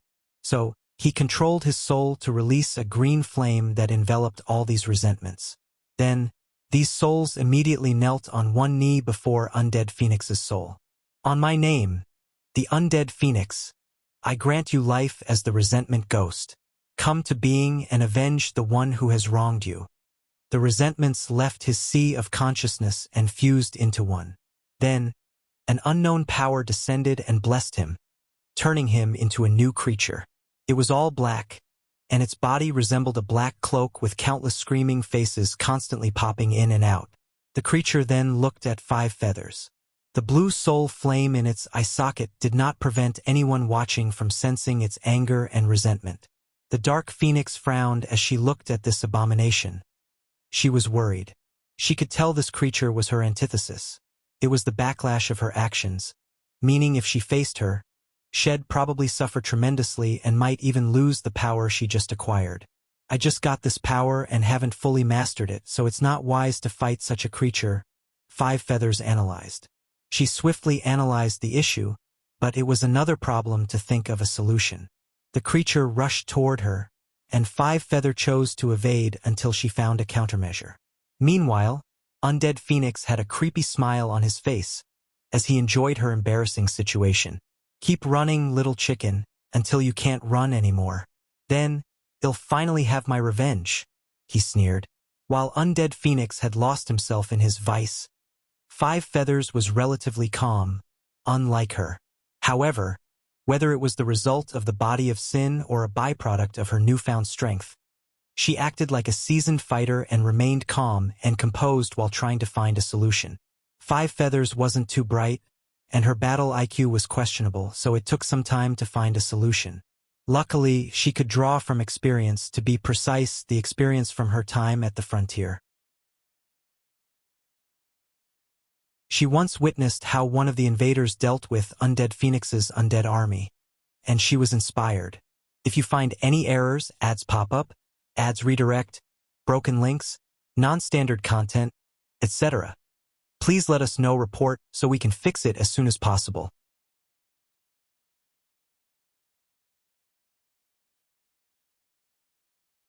Chapter 1370 Survive. Five Feathers waved her hand to mobilize her Earth Dao and created an enormous stretch of dark piles of earth floating in the void before reciting an incantation. Everything will eventually return to Earth. The body, the soul, man's wealth and treasure, and that also includes their sins and resentments. Earth's reincarnation. Many people watching this battle were shocked. Five Feathers successfully used Earth Dao to control Reincarnation Dao. Such manipulation is often expected with geniuses, especially when it involves high Daos like reincarnation, but they saw it from someone unexpected. These people now finally understood when their ancestors warned them with the saying, "Paragons are paragons, no matter how weak or terrible they are or looked." Five Feathers' maneuver proves that no simple individual can reach this realm. The resentment creature screamed as a powerful force pulled him toward the earth. It tried to resist, but the pull was its antithesis, just as its existence was contrary to Five Feathers. Then, with one last look of unwillingness and anger, the creature flew toward the earth. Undead Phoenix realized what was happening and decided to do something about it. Sadly, it was too late. Five Feathers rushed toward him, and their fists clashed, generating shockwaves that tore apart the spatial integrity of their surroundings. Why is her flesh so powerful? Undead Phoenix asked before realizing that the karmic sins must have tempered with her body. Adding that she was a phoenix with a decent fleshly body, Five Feathers was now considered a somewhat accomplished impure body refiner. "You damn pest!" Undead Phoenix roared. He summoned a bone trident followed by a pair of bone wings. He ignored the summon from the earth above him. Such a new technique was not enough to affect him. "I'm done playing around with you," he said with gritted teeth. He teleported before her and stabbed his trident with all the force he could muster. Five Feathers' face became serious as she sensed this attack contained the power to strip her of her vitality. She summoned a sharp golden sword with a tinge of red made from her metal Dao and weaved some karmic sins into it. Clink! The sounds of metal clashing reverberated across this realm, leaving devastating effects. Some parts of this area instantly lost their vitality, meaning that mortal cultivators immediately lost most of their lifespans and died of old age, while immortals aged and became weaker. Additionally, the soil lost its moisture, meaning that from now on, unless someone fixes this area, these places will be dead and cannot grow any normal or spiritual food or herbs. The area touched by Five Feathers did not fare much better. Her metal sword embodied one of the main characteristics of Gold Dao sharpness. However, Five Feathers went even further by using the power of resentment to boost her sword's cutting power. As such, the places that the attack reached were cut into particles smaller than atoms, leaving nothing in sight, including matter, energy, and even time and space. Undead Phoenix felt a sense of shame and anger. This woman has always been weaker than him, and the only reason he had not avenged himself was due to the restriction or balance of the others. Now, he could do so, but he was failing. How could he accept that? How many nights did he spend thinking about what he would do to this woman once he had the chance? Fate had given him the chance, but it also laughed at him. "I must kill you!" Undead Phoenix roared after Five Feathers blocked another attack. The world suddenly turned black and white, and a spatial tear appeared above Undead Phoenix, showing a towering phoenix. The odd thing about that creature was it was all bones, but that only increased the deathly aura. The beast opened its bony mouth to fire a black beam, instantly raising 5 feathers' senses to the highest level. "I'm going to die" was the first thing that popped into her mind, and no matter what she did, she could not remove this idea, no, this sensation from her soul. She immediately used her most potent defensive measure by connecting herself to the earth of the entire world. 5 feathers soon noticed it was easier, especially the initial connection. She instantly figured out that was because she had a deep connection to the grand nirvana world after wiping out all mortals from this place. Her focus did not remain on this aspect since the sense of danger did not dissipate. 5 feather added her other Dao to this technique. With her metal Dao, she could connect to all the ores and veins on the ground. The water Dao allowed her to communicate with all rivers, oceans, and water sources. Finally, the wood Dao granted her access to all plants, forests, and so on. With all these things or concepts protected, 5 feather felt safe but realized that even this was not enough. "Damn it, what kind of technique is this?" she complained. Little did she know that Undead Phoenix had been brewing this technique for countless yuan epochs for this one chance at killing her. "I can't die, not now," 5 feathers thought with gritted teeth. She still had a few lives to live, so dying was not that much of an issue. The problem was the curse and the body of sin. If she died now, she knew the curse backlash would instantly activate and wipe her out from the face of the world. "What can I do?" 5 feathers thought. While on the verge of death, she forced herself to remain calm and pushed her ability to the limit. Her eyes shone as she found the answer. While on the verge of death, she used all her karmic sins to understand a little bit of Karma Dao. If this understanding were quantified, it would probably equal less than 2% Grand Dao Source, but that was enough. With this new Daos, 5 feathers realized she could not access all the karmic sins she had done in her life. She and all the other moons committed many terrible things during their reign, but now, she could use these things. She did not hesitate to empower her 5-element nature defense technique. Boom! A shockwave traversed heaven and earth, bringing back the color that had been lost. The devastation was catastrophic, to say the least, but most capable cultivators had already left. A maniacal laughter full of joy and a hint of sneer echoed between heaven and earth. "I survived! I survived! You bastard, you thought you could kill me? Ha ha ha ha!" 5 feathers only had a few wounds on her body. By any standards, they were minor, especially for a paragon. Meanwhile, Undead Phoenix had a contorted face. His skin had basically turned red from the pale shade, showing how high his anger had reached. "I'll kill you," he roared, his voice more bestial than human. However, 5 feathers calmly teleported away, leaving a few words that echoed in the surroundings. "This battle was fun, so let's do it again after I've truly mastered my new strength." Undead Phoenix roared again, his voice shaking heaven and earth. His madness had reached another level after losing his target, and it was apparent that he was about to go on a rampage. However, before he could start, he felt a killing so cold and terrifying that it sent a chill down his spine and awakened his wisdom. He looked around, trying to find the source to no avail. However, Undead Phoenix knew that something terrible would happen if he started killing people without rhyme or reason. So, he took one last glance in 5 feathers' direction before returning to his territory. Wang Wei's invisible projection took one last glance at him before dissipating. 5 feathers had already killed so many mortals, and he could not have someone else go on a rampage. Wang Wei sat alone in his dimension. The chill in the surrounding hadn't abated in the slightest. He knew he needed to do something, or the good situation he had created would be destroyed. "First, I need to put a damper on these cultivators, who will become emboldened after this war and start to hunt mortals to increase their lifespan," he muttered. "And the best way to do so is to use cruelty." Wang Wei waved his hand to summon countless subordinates, all immortals with a few tier 11, including Empyreans. These people were the creation lifeforms that survived the tribulation during his previous retreat. He sent orders directly into their mind. "This is the first true mission I've given you. Don't disappoint me." "We will not let you down, Creator," they said in unison. Wang Wei dismissed them before changing his location. The next step is also to dampen Five Feathers' ambitions. I can't have her keep slaughtering mortals. He gritted his teeth, thinking about what just happened. Wang Wei also understood why Supreme Unity did not stop these two from fighting, since their war would complete his objective.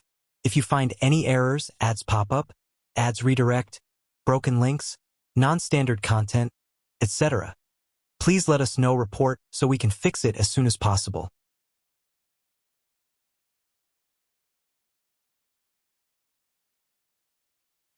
Chapter 1371 More War Crimes. Five Feathers sat on her throne with a smile on the corner of her mouth.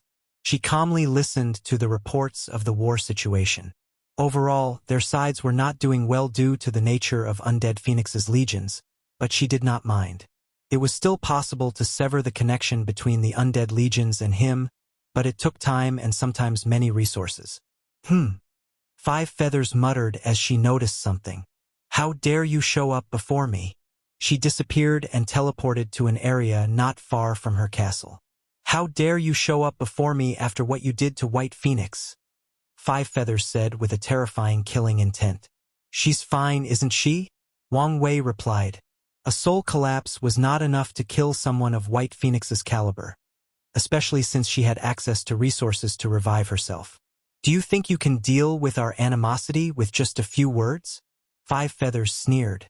It seems your new strength has gotten over your head. Wang Wei sneered as he looked her in the eyes.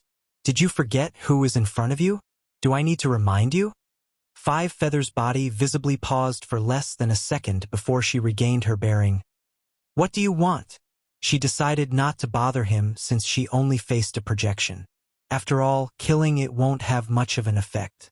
I came here to warn you. Wang Wei responded directly.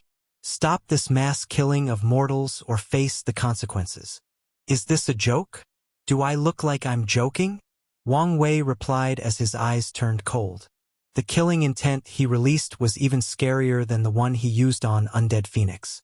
Killing intent is a unique ability of most cultivators, and it usually forms due to how many people someone has killed. Wang Wei is young compared to most top powerhouses, and his personality that generally solves problems with talking means he has not killed as many people even compared to some of his peers. So why was his killing intent so fierce? There are two answers to that, the first of which is he can access his killing intent as the Myriad Devourer. In that void, he destroyed countless worlds and killed too many people to count. However, most of his experiences as the Devourer are still sealed, meaning it's not the primary source of his killing intent. The main source of power comes from his killing potential. If someone with his strength and mind wishes to kill someone, few people can survive. That's why his killing aura is so intense and potent. Five Feathers calmly looked at him, not affected in the least. Then, she started laughing maniacally. You cursed me, and I finally found a way to solve the curse, and you're telling me to stop? I will die either way, so why should I listen to you? Wang Wei frowned. He understood better than most how scary someone on the verge of death is, let alone a paragon with so much power and resources. If I don't do something else, this mad woman won't care about my threat. There are plenty of cultivators for you to kill, Wang Wei said. Not as much as mortals, and it's harder to form karmic sins from killing them. Five Feathers replied. Not mentioning how much easier it is to kill mortals. That's easy to solve, Wang Wei said. You just need to manufacture a curse that operates like a plague and ensure it targets only people with cultivation. Such a vile act is enough for you to build negative karma from killing a vast amount of cultivators. Wang Wei had long made the hard choice of abandoning most of the loose cultivators for the mortals. Most cultivators from a sect or faction have access to longevity resources or conceal themselves to wake up in the next era. Only loose cultivators or people from weak factions have no choice but to kill mortals to extend their lifespan. So, Wang Wei made the rational decision to abandon these people and save the mortals who are the backbone of the cultivation civilization. As long as they survive, all factions in the world will have a pool of talents, and new loose cultivators can also arise from them. A plague curse, Five Feathers muttered with shining eyes. This was an excellent idea. Anyway, I've warned you. Wang Wei continued. If you don't heed my words, I promise you, no matter the price I have to pay, I'll eliminate you from this earth as soon as possible. Five Feathers calmly watched the projection disappearing, leaving her to her thoughts. No one knew what she was thinking, but she stayed there for a few seconds before returning to the meeting hall and announcing, "Summon all the curse masters under our control." The ministers looked at each other, wondering what had happened to the Lord, but no one dared ask. Then, someone stepped up and said carefully, "Lord, you recently killed all the curse masters." Five Feathers frowned as she remembered she did kill all these rubbishes once they could not find a cure for her. In that case, put an announcement outside that we are hiring more of them, and tell the world that I will sign the most restrictive contract to ensure these people's safety. As you wish. Pure Death Realm, Undead Palace. Undead Phoenix sat on his throne, releasing a terrifying aura. His world was slowly crumbling, mentally speaking. That attack was his life's work. He was sure he could kill her because he developed it specifically for Five Feathers and spent countless years concentrating its power, similar to a swordsman who nourished his sword for one attack. That attack should have ended all his pain and suffering, but it failed, but that was not even the worst part. If it were before, Undead Phoenix would have been confident that his strength was enough to avenge himself still, but he was no longer confident. His intuition told him that this was his best opportunity, and after missing it, it would become more challenging to kill her from now on. "Lord, someone outside wishes to see you." "Who?" Undead Phoenix asked instinctively while still being lost in his thoughts. "Forget it. I won't see any visitors." The announcer hesitated briefly before continuing.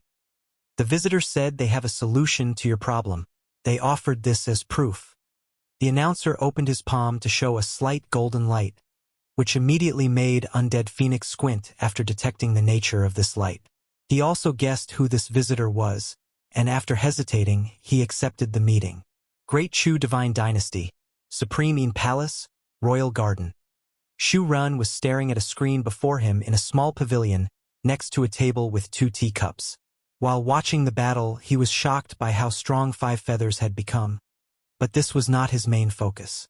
Her technique of using Earth Dao to manipulate Samsara Dao has inspired him. Earth Emperor, I should have thought about it since it's in the title, Shu Run thought. There are also records that in the first era of this world, before the world was complete, people could reach Samsara by digging through the earth. I thought such information was insignificant, but it was the crux of the issue. Shu Run shook his head. Regardless, with this idea, I may be able to perfect my 9 hells into true Samsara. Your Majesty, why are you smiling? Did something good happen? You can say that, Shu Run replied with a smile, looking dotingly into Shu Shu's eyes. In that case, have a dream berry. Maybe it will make you even happier. She peeled the silver grape that was releasing mist and handed it to him. Shu Run opened his mouth with a smile and let her feed him. You're right. It did make me happier, he announced. I'm glad I can help you. Supreme In Palace, 9 Nether Sparrow Hall. The Empress, dressed regally in black and red, was slowly tending to her gardens. She was slow and meticulous, showing how much she cared about each of these plants. A maid slowly followed her, and the Empress was used to her. Where is His Majesty now? Empress Ning Zheng asked. In the royal garden, the maid replied. With her? Yes, the maid answered in a low voice. I see. Ning Zheng nodded before continuing to her lovely flowers. Your Highness, do you want me to, with our power? It's impossible to eliminate her, but we can still inconvenience some of her day-to-day life, the maid suggested. Why would we do such a thing? Ning Zheng replied. Throughout Great Chu's dynasty there were countless empresses, and she was the one who lived the longest. Why? 2 reasons. Firstly, she is the 3rd prince's mother, which provides her with a special layer of protection. However, the primary reason is that Ning Zheng knew her place. She knew her position had little to no power, so she never fought for it or inconvenienced the emperor in any way. She stayed in her place and never did anything that anyone, including the emperor, could use against her, which is something that the maid should know. Shu Shu, how long have you been with me? More than 200,000 yuan epochs, the maid replied. A long time indeed, Ningzheng sighed. A white light flashed in the garden, and Shu Shu's head fell from her body. The empress snapped her finger, and a shadowy figure appeared, kneeling before her. Find out who got to her, she ordered. Yes, Lord. If you find any errors, ads pop up, ads redirect, broken links, non-standard content, etc., please let us know. Report so we can fix it as soon as possible.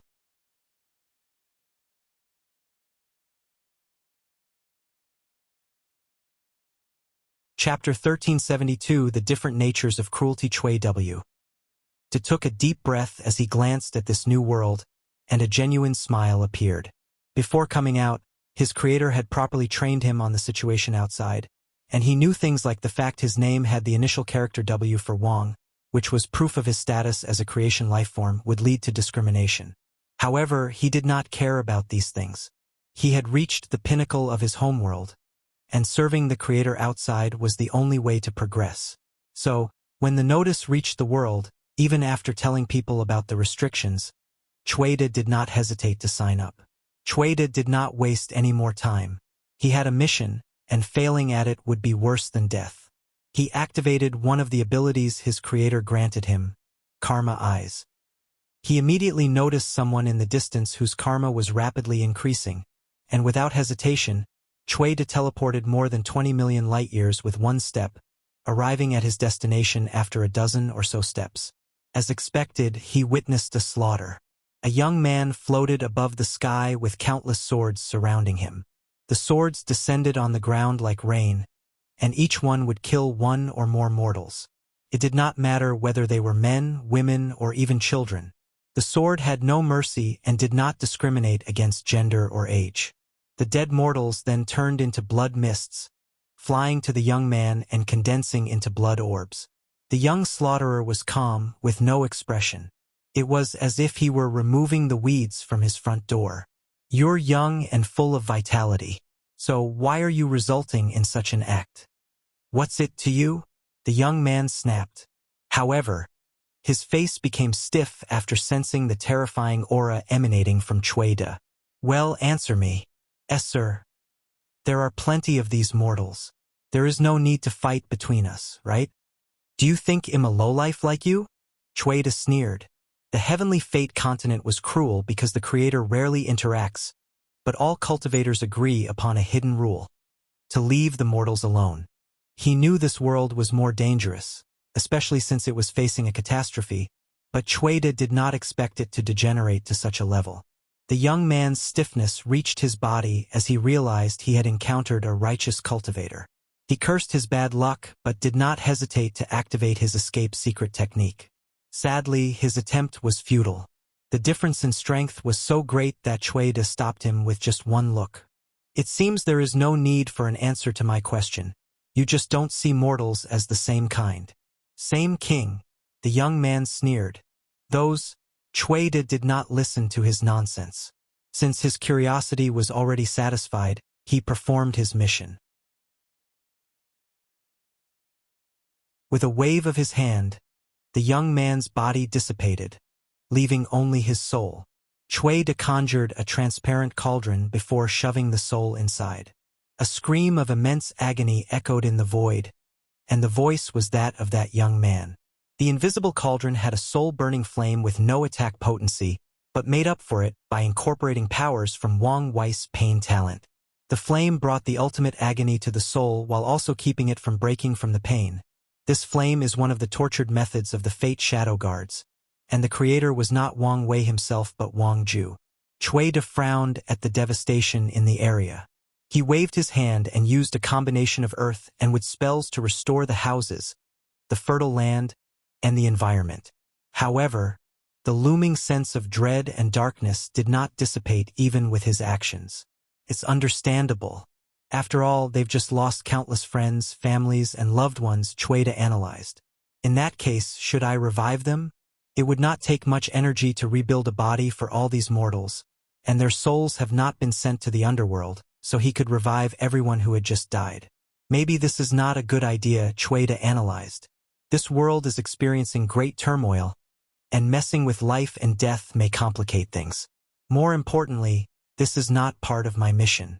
These words should have convinced him, but Chueda was still hesitant, especially after seeing a little girl crying while holding some clothes that appeared to be the remains of her parents. He sighed but did not immediately ask. Instead, he contacted his creator and asked for further advice. The answer he received was brief but direct. Your previous analysis was correct. Your actions could complicate things. So, focus on prevention instead of repairmen. Chueda sighed and took one last look at these people. He waved his hand to establish an array around his small kingdom to give them temporary peace and chose a new leader that he blessed with wisdom and luck. After doing all he could, he departed to the following location. His next target was an elderly man as thin as bone with clothes too big for his body. As soon as Chueda laid eyes on him, he knew the man's reason for his actions. Although not justified, it is understandable. Chueda's presence could not be hidden with that terrified voice accompanying him, so the old man immediately noticed him. At first, the old man was calm, thinking that someone wanted to steal his hunting ground, but he was immediately shocked when he saw the invisible cauldron and the tortured soul. With one look, he could tell that the soul was full of karmic sins, and he guessed what had happened or would happen. The old man did not hesitate to use his greatest trump card, an emperor artifact. Although using such a powerful artifact with such weakened chi and blood would accelerate his death, it was better than being killed. As long as he survives, no matter how weak he becomes or how little lifespan he has left, he can make up with them. The world was vast, and there were too many mortals. Chueda did not waste his breath on this man. He used his aura alone to destroy this old man's physical body, and the cauldron automatically absorbed his soul. The two screams of agony should have made Chueda uncomfortable, but on this occasion, he found this cacophony of sounds quite amusing. He swiftly cleaned the environment and settled the mortals before moving to his next target. He found a middle-aged woman burning people with a cold and indifferent face. The smell of searing flesh was rather unpleasant, but Chueda has experienced worse. The middle-aged woman calmly turned to him, glanced at the cauldron behind him, and stood in place. Not going to run? There is no point, she replied coldly. Even though you know your fate. Since I can kill others, I should expect to be killed, she responded, still cold and indifferent. Is that so? Chueda, don't you feel bad at all? Why feel bad? You've killed children. Don't you feel anything at all? In this world, you either are preyed upon or be the prey. They died not because I was cruel, but because they were weak. Weakness is a sin, she replied calmly. Chueda shook his head. I thought women were supposed to be more caring than men. Cruelty has no difference between men and women. Fair point? Chueda nodded before snapping his finger, and another scream added to the cauldron. I thought you would be able to resist a little. It turns out that, in the end, you feel pain, just like the people you mercifully slaughtered. Chueda shook his head in disappointment. For a moment, he thought of giving this woman a swift death because of her reaction and state of mind. And he probably would have done so had she resisted the pain for a little while. Chueda looked at the devastation before him and frowned. It's too slow. He cast a clone spell, creating countless versions of himself. These clones only had the strength of peak Quasi-Emperor Tier 9, 5. But Chueda figured this was enough for most of these people, unless he encountered some unfathomable genius. If such a situation arrives, he'll just show up with my true body and deal with the threat, Chueda thought to himself before sending his clones away. He also continued his journey. Wang Wei was not the only one who realized the state of the world. Others may not deduce the situation as fast as he, but that's only because they do not have as much information, nor are they directly involved. However, there are many brilliant individuals in this vast world, so many people already understand the crux of this world's catastrophe. These people know they cannot allow the mortals to become extinct, or they will lose this war. So, as more of Wang Wei's lifeforms used this form of cruelty to warn these excited cultivators who became bold after Five Feathers' actions, Many of these smart people realized his intention of using violence to warn and control these people and followed suit. With their swift actions, these cultivators quickly calmed down. No one wanted to experience their souls being tortured, and damage to their souls meant they could not reincarnate and would lose the chance to regain the memories from their past lives. If you find any errors, ads pop up, ads redirect, broken links, non-standard content, etc., please let us know. Report so we can fix it as soon as possible.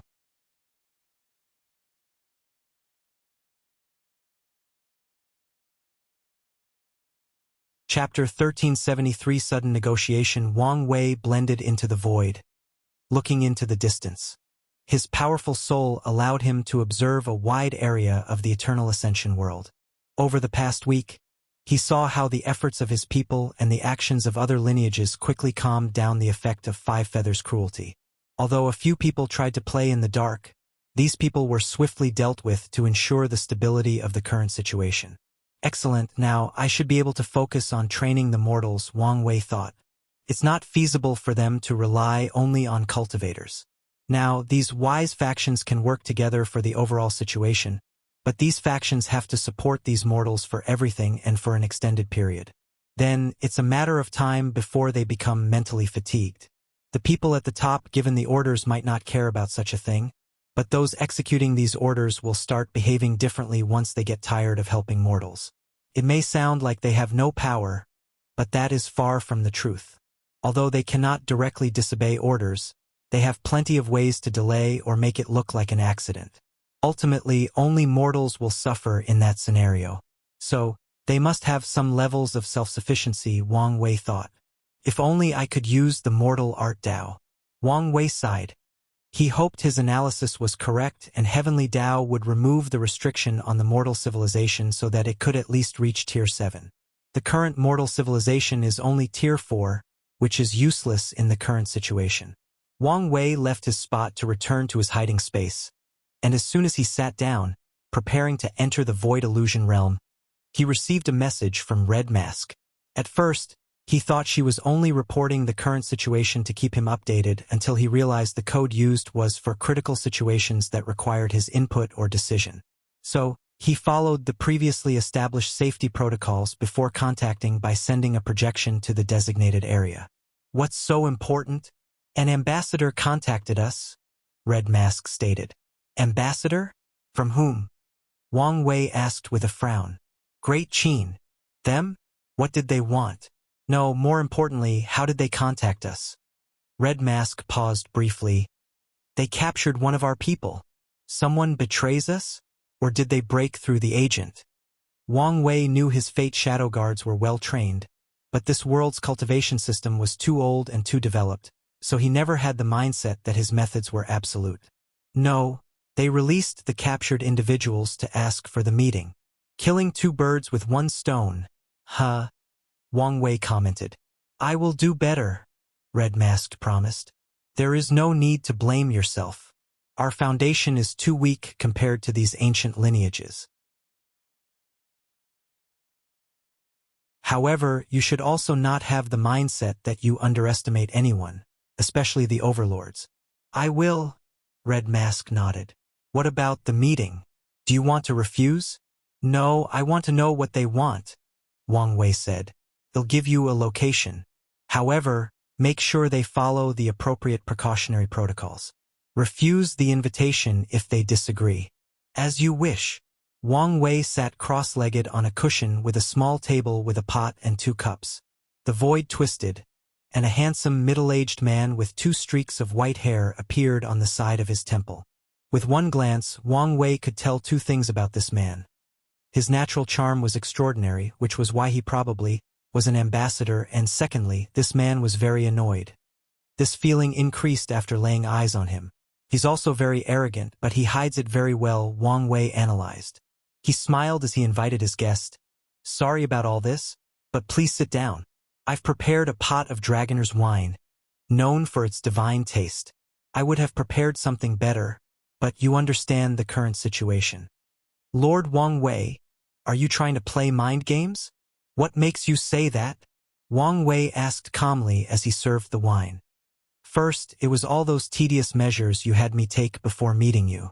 But even when I followed them, you didn't even have the decency to show up personally. Wang Wei sipped his wine. I'm going to assume you know about me. I mean, you've at least researched me before coming to this meeting. I did. But what does that have to do with anything?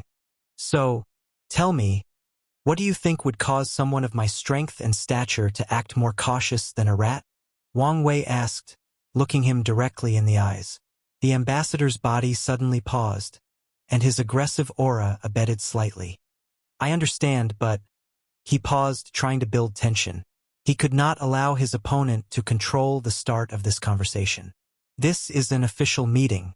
I'm sure there was no need to be so excessive. Even your emperor is hiding in limbo, not fearing to come out. Now, you're telling me that my caution was too excessive. The ambassador almost spit the wine in his mouth. He was speechless with just 2 sentences. He wanted to admonish Wang Wei for speaking about their rulers in such a manner. But then he remembered the latter's identity. Our great emperor, the Black Ancestral Dragon, does not fear anyone, nor is he hiding. The injuries from the ultimate taboo were simply too severe, and he has taken his time to recover, the ambassador said. I bet you wouldn't have the guts to say that if not for this isolated area. Wang Wei retorted, making the ambassador's mouth twitch. Let's get to business, he said, trying to change the subject and regain control of the situation. What was your name? You never introduced yourself, Wang Wei suddenly said. Damn it, this bastard obviously knows my name, the ambassador thought. It's Dong Tian, and I'm the first executive ambassador of the Great Qin Saint Court. His voice did not hide the pride in his title. I know a very talented woman with the surname Dong, and not many people can bear having such an arrogant title as Heaven, Tian, in their names. Wang Wei calmly commented, but he did not mention anything about the latter's official title. I know your father. You better not say anything that will turn this conversation hostile. Wang Wei warned, and Dong Tian felt a chill down his spine. I was just going to say it was an honor to share the same name as him, Dong Tian swiftly said. Is that so? I guess I'm a little sensitive, Wang Wei calmly stated as he sipped his wine. Meanwhile, Dong Tian breathed in relief before quickly realizing he had lost control of this conversation. He considered himself a master of negotiation, but he had met his match. His mind went on overdrive, thinking how he could regain control. Tell me your purpose in coming here, Wang Wei said.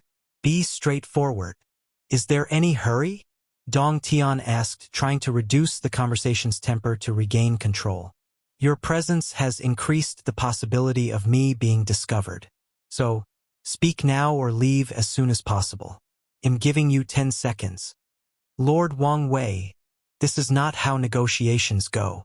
However, Wang Wei calmly looked at him without uttering a word. You see, you've wasted 5 seconds. Dong Tian was about to argue, but his years of experience told him this man was not bluffing. He would be kicked out if he did not get to the point. Our dynasty wishes to offer you our full cooperation, he immediately said. Dong Tian knew the importance of his mission, so he decided not to risk it. We will provide you unimaginable aid in the upcoming confrontation between the mortals and cultivators. You, of all people, should understand how deep the foundation of any of the overlords is. With our full cooperation, you will have a far greater chance of protecting them and saving this world. That is a great offer, Wang Wei nodded. One could say it's the kind that's irrefutable. Exactly, Dong Tian agreed. And what do you want in exchange? Wang Wei asked. We only ask that you promise us something, Dong Tian said. Don't worry, it's not something that goes against your morals or something that will hurt your sect. What you're asking is too vague. Wang Wei shook his head. There is no need to worry. Like I said, we won't ask too much of you. Unless you're more straightforward and tell me what you want, I can't agree to such a vague request. Especially since I believe you'll require me to sign a restrictive contract. But it's just for insurance, Dong Tian argued. Like I said, this is too vague. Wang Wei already knew what they wanted, but he wanted to see if he could get more information from them. If you find any errors, ads pop up, ads redirect, broken links, non-standard content, etc. Please let us know, report, so we can fix it as soon as possible.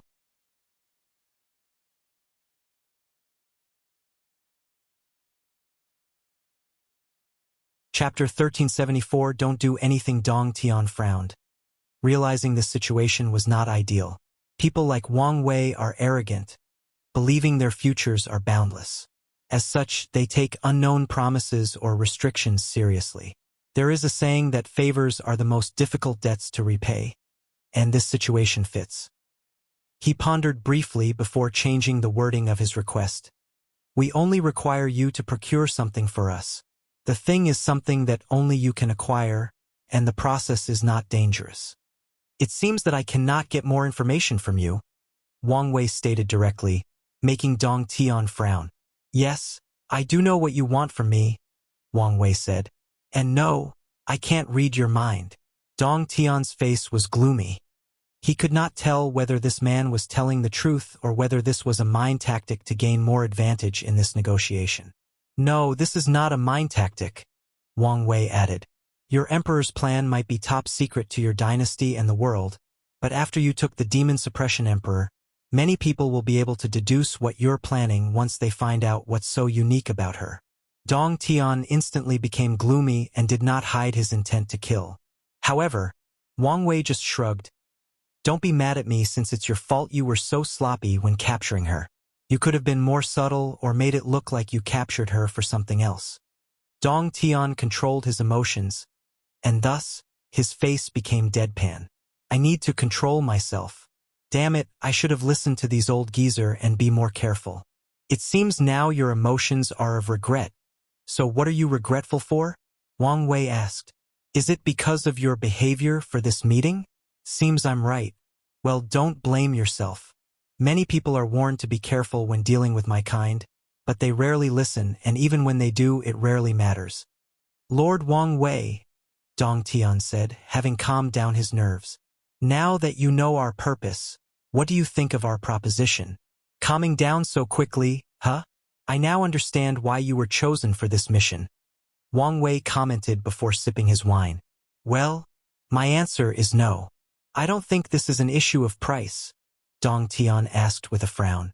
That title is not worth much to you, so why not sell it for a high price? I have no problem selling it for a high price, Wang Wei responded. He was telling the truth. The human emperor's path of transcendence does not fit with him, so his title/position of three-realm emperor meant nothing to him. At best, he might be able to create a decent technique about it once he becomes a transcendent. So, if he could get a price worth it, he might be willing to sell or exchange it. So, it is an issue of price, Dong Tian commented. But I think our offer is very sincere.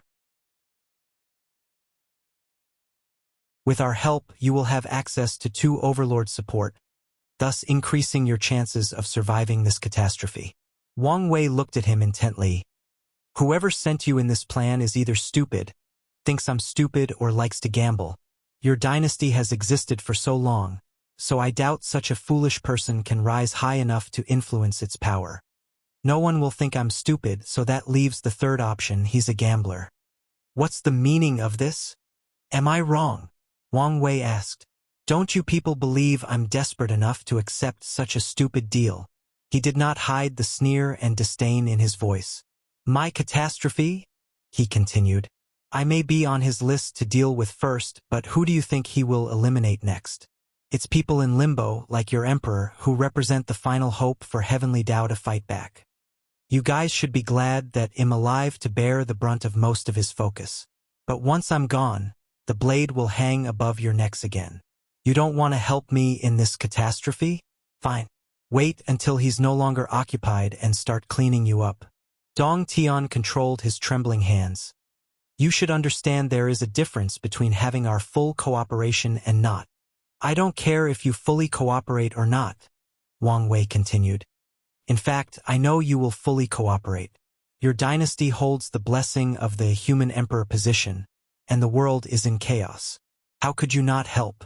How many people have been waiting for an opportunity to take that position away from you? Wang Wei snickered. Go ahead, do it. Don't do anything. By now, I'm sure your emperor has fully digested the power of that position and may not need it, but there will still be some negative effects on the dynasty itself and on acquiring the other two without it. To say Dong Tian was gloomy is an understatement. This conversation destroyed his pride as a negotiator, and more importantly, this man seemed to know the dynasty's top secrets. If he did not know how strong Wang Wei was and his terrifying background, he would have returned home and suggested the dynasty spent all its power to eradicate him. I suddenly had a thought. Wang Wei continued. Can a world, or an era, have two human emperors simultaneously? What do you mean? Dong Tian asked, feeling a sense of foreboding. Once I save this world with everything I've done, it's not too far-fetched to say Heavenly Tao will upgrade my human emperor position, right? So what will happen then? Will it strip it from you and give it to me, or allow the existence of two emperors to exist simultaneously? Wang Wei smirked while Dong Tian panicked. There has been no precedent, so I don't know what will happen, but I look forward to that day. Maybe by then you'll have to pay me to retain your title. Dong Tian remained quiet, not knowing what to say. However, Wang Wei was done with him. All right, you've overstayed your welcome. Tell your people how I feel about selling my position. Unless your emperor can take something of equal value, don't even think of getting his hands on it. And don't forget that he's not the only buyer. I'm sure many people walking the sovereign path are interested, and some might want to get their hands on it just to block his transcendent path. I have no obligation to only sell it to him. These words shocked and scared Dong Tian, but that will not change anything. Wang Wei stood up and disappeared. Wait, Dong Tian yelled, but it was too late. Wang Wei was gone, leaving only his voice echoing in the surrounding void as a last warning. You should leave soon since I will be eradicating this dimension. Dong Tian did not think he was bluffing and quickly escaped. Of course, his haste was not only out of a desire to leave that dangerous place but also because he wanted to return home as soon as possible to recount what happened. Dong Tian was in such a hurry that he did not even notice Wang Wei secretly following. Well, even if he were in the correct mindset, it's doubtful whether he would notice. Wang Wei had no interest in Dong Tian's secrets, nor did he think he would find some hidden methods of the Qin dynasty. His only purpose was to prevent someone from framing him. He did not think Great Qin would go to war with him over the death of one ambassador, but it could turn their relationship from neutral to less friendly. And he did not want that, especially if it was not his choice. Luckily, he seemed to be overthinking. Dong Tian reached home without anyone interfering or trying to kill him, so Wang Wei dispersed the projection following him. As for what Great Qin would do afterward, it was easy to guess. They'll first contact their emperors and tell them about the meeting, followed by listening to his words and trying to cover the demon-suppressing emperor's affairs, although it was too late. Finally, they will get more involved in this catastrophe to ensure they, at the very least, can retain their human emperor position. Wang Wei now had more time on his hand to train the mortal civilizations. The Black Phoenix War, as contemporary historians labeled the current war between the two parasites, continued. The two leaders had not clashed since the last time, but the confrontation between their subordinates led to chaos, leaving a significant area of the world in turmoil. Everyone knew that this clash was building for a climax, and if that clash had no result, everyone would once again start building momentum for the next climax. This process will repeat itself until there is a victor or a major change that either stops the war or shifts to something else. If you find any errors, ads pop up, ads redirect, broken links, non-standard content, etc., please let us know. Report so we can fix it as soon as possible.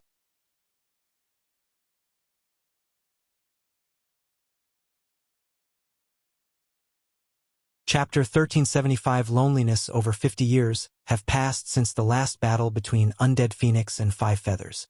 For mortals, 50 years equals 3 generations, but for cultivators, this time is not as long as most of their retreat. Typically, the cultivation world operates slowly due to all the immortals and how differently they perceive time. However, many things have changed in the Eternal Ascension world in the past 50 years. Many people now understand that the next Yuan epic will reveal this world's fate, and the past 50 years have already shown signs of this. Wang Wei sat alone in his dimension, reading about reports. Most of them are about cultivators about to reach the end of their lifespan and becoming more extreme. Instead of focusing on cultivating his technique to a higher level, these people opted for the easy road, killing mortals. Of course, the result was their extermination and the endless torture of their souls. Over the years, many ancient lineages, including most of the Overlords, have become more active in this catastrophe. As such, Wang Wei had plenty of aid and support. These lineages knew what was at stake and wanted to protect themselves and their ancestors. I'm surprised, Wang Wei thought as he looked at one piece of information. The Great Qin dynasty's enthusiasm was not as high as I anticipated. According to reports, the Qin dynasty did help, but their attitude did not seem anxious or worried about the future. Are they doing the bare minimum to keep their titles? Wang Wei analyzed. That also means they know it's possible to have two human emperors, and Yingzhang doesn't care about someone else getting it. Things are getting interesting. Wang Wei did not focus too much on the Qin dynasty since he will still have the advantage in whatever future negotiations they will have. Yingzhang needed him, not the other way around. He then shifted his focus to something more important, supreme unity. He's been too quiet, Wang Wei complained. That could be a good sign that his ability to interfere has decreased, but I don't buy it. The last time the latter was so quiet, he showed up with one devastating move. Maitreya, I don't want to blame you, but you can't allow his next move to be as big as the last time, Wang Wei prayed. He did not like this feeling of entirely relying on someone else, of having no strength or ability to control his fate, but he had no choice in the current situation. Wang Wei dealt with all the things he needed to, so he started thinking about his next move. He toyed with the idea of being more active. He could draw supreme unity out if he made enough noise. But what big noise can I make? Wang Wei analyzed. Killing one of these parasites is enough, but such an act has pros and cons. Wang Wei knew Heavenly Tao was helping him share the pressure by allowing others to take on the burden of the parasites. So if Wang Wei started to show up and intervene again, the target on his back would increase. Why are these people taking so long? Wang Wei complained. He wished these people could be as swift as Sun Junyao. Wang Wei knew his complaint was unfair since even Sun Junyao spent countless years slowly planning out her actions. Wang Wei exhaled to calm down. He realized he was too stressed, and his thoughts became anxious. This is a lousy state to be doing anything. Time is not on my side, but there is no need to rush. The longer this peaceful state continues, the higher the chances the mortals have to grow and become independent. Wang Wei took out a jar of wine from his space to drink. His future wife took great care of him and left him many delicacies. Sadly, he had to suppress and seal the effects of his essence spirit flower to prevent lightning from descending from the heavens. It would be nice to have someone to drink with, Wang Wei thought, thinking about people he could drink with. His future wife is sealed. Li Jun and Yan Liling are still in the lower dimension.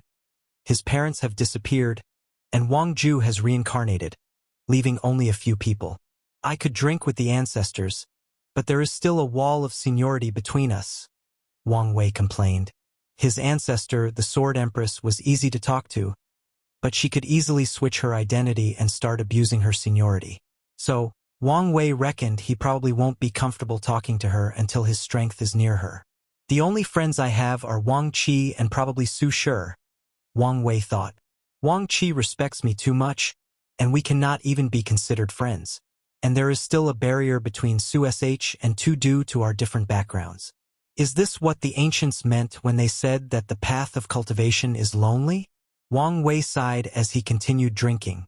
Wealth, method, land, and companion. Wang Wei muttered to himself.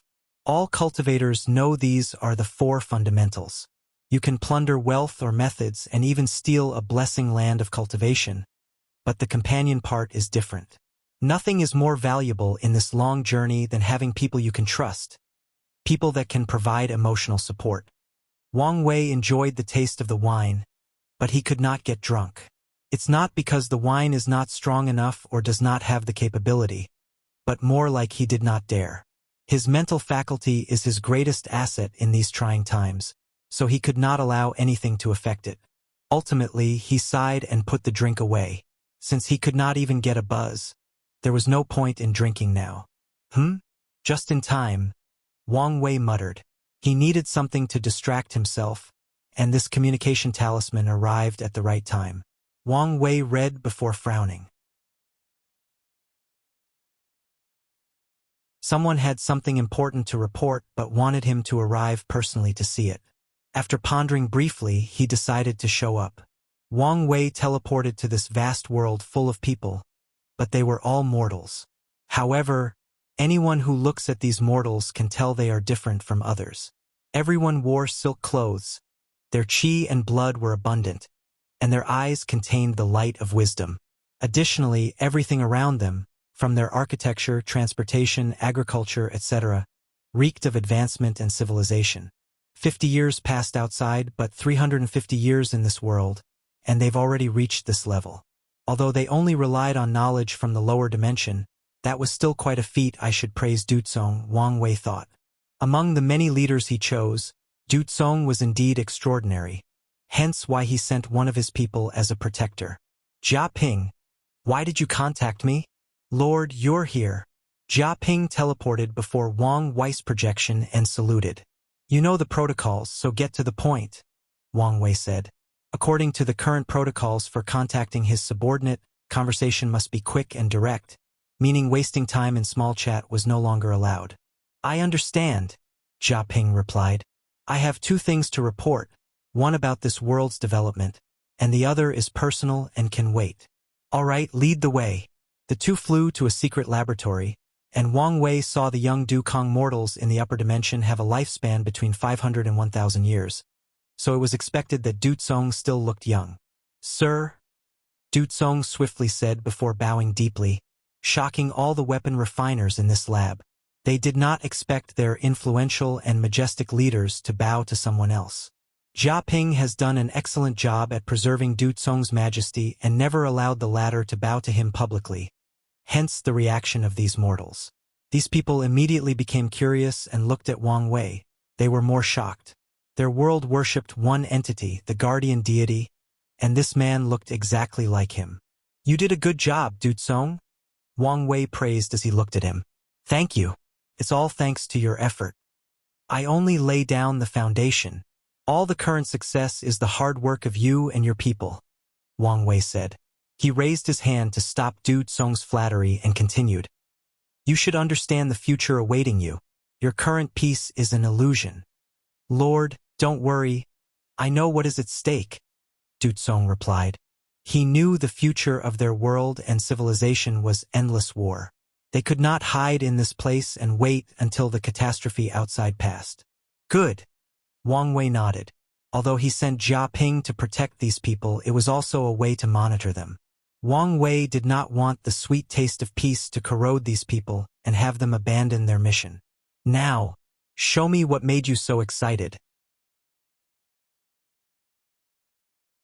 If you find any errors, ads pop up, ads redirect, broken links, non-standard content, etc., please let us know. Report so we can fix it as soon as possible.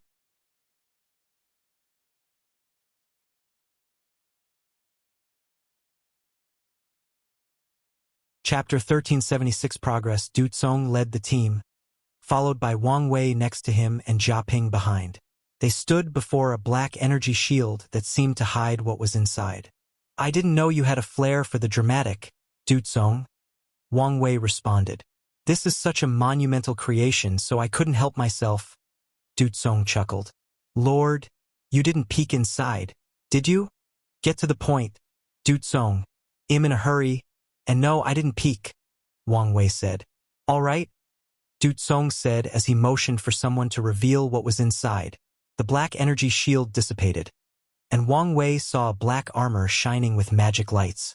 He could tell this was not ordinary armor but one similar to exoskeleton suits with its own power source. A power armor? Wang Wei asked. Power armor? That's an interesting way to call it, Duzong commented. We call it the rune mechanical armor, but that is not why we call you here. Lord, haven't you detected the level of this armor? A tier 5 armor? Wang Wei asked with shining light. You've broken the restrictions on your civilization? That's right. Du Tsong nodded.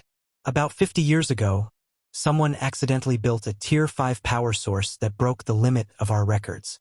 After contacting Lord Jiaping, we deduced that there might be hope for us to break our limit and tried. This is the result. Good, good, Wang Wei repeated. Have you tested it out in battle? Of course. Du Tsong ordered his people, and a well-built woman walked to the armor and put it on. Then, Jiaping waved his hand to summon a prisoner with cultivation on par with the divine body realm. The prisoner was promised freedom if he won this battle, so the latter fought for his life. The final result was a tie, which was understandable, given that this armor was the first generation. Not bad, not bad. Wang Wei once again praised. Can you manufacture these armors in large quantities? We are currently in the process of reducing the difficulty of the manufacturing process, Du Tsong said. Another advantage the upper dimension mortals have over their counterparts is their vast number. As such, even if only a small number of their population can condense their spiritual power and use the power of runes, there are still a large number of them. Due to this large population, Du Tsong was confident of increasing the refining speed of these armors. However, we can only build a large number of them with the help of cultivators. Du Tsong suggested that we capture more cultivators and control them before forcing them into factories to build these weapons. Jiaping added. That's not a bad suggestion, but there are some risks. We can be extra careful on how to select these prisoners. Du Tsong added, trying to persuade him. I have a better way, Wang Wei said. You can refine these cultivators' souls into a spiritual power energy source. Your civilization should accelerate its speed of improvement with an endless source of spiritual power. Du Tsong's eyes lit up. Spiritual power was the key to their civilization. It's why mortals can use runes and control the energies in ores, the environment, and other things. So, it's obvious how such an artifact would drastically benefit them. Your idea is excellent, Lord, but I don't think we have the technology to refine something like that.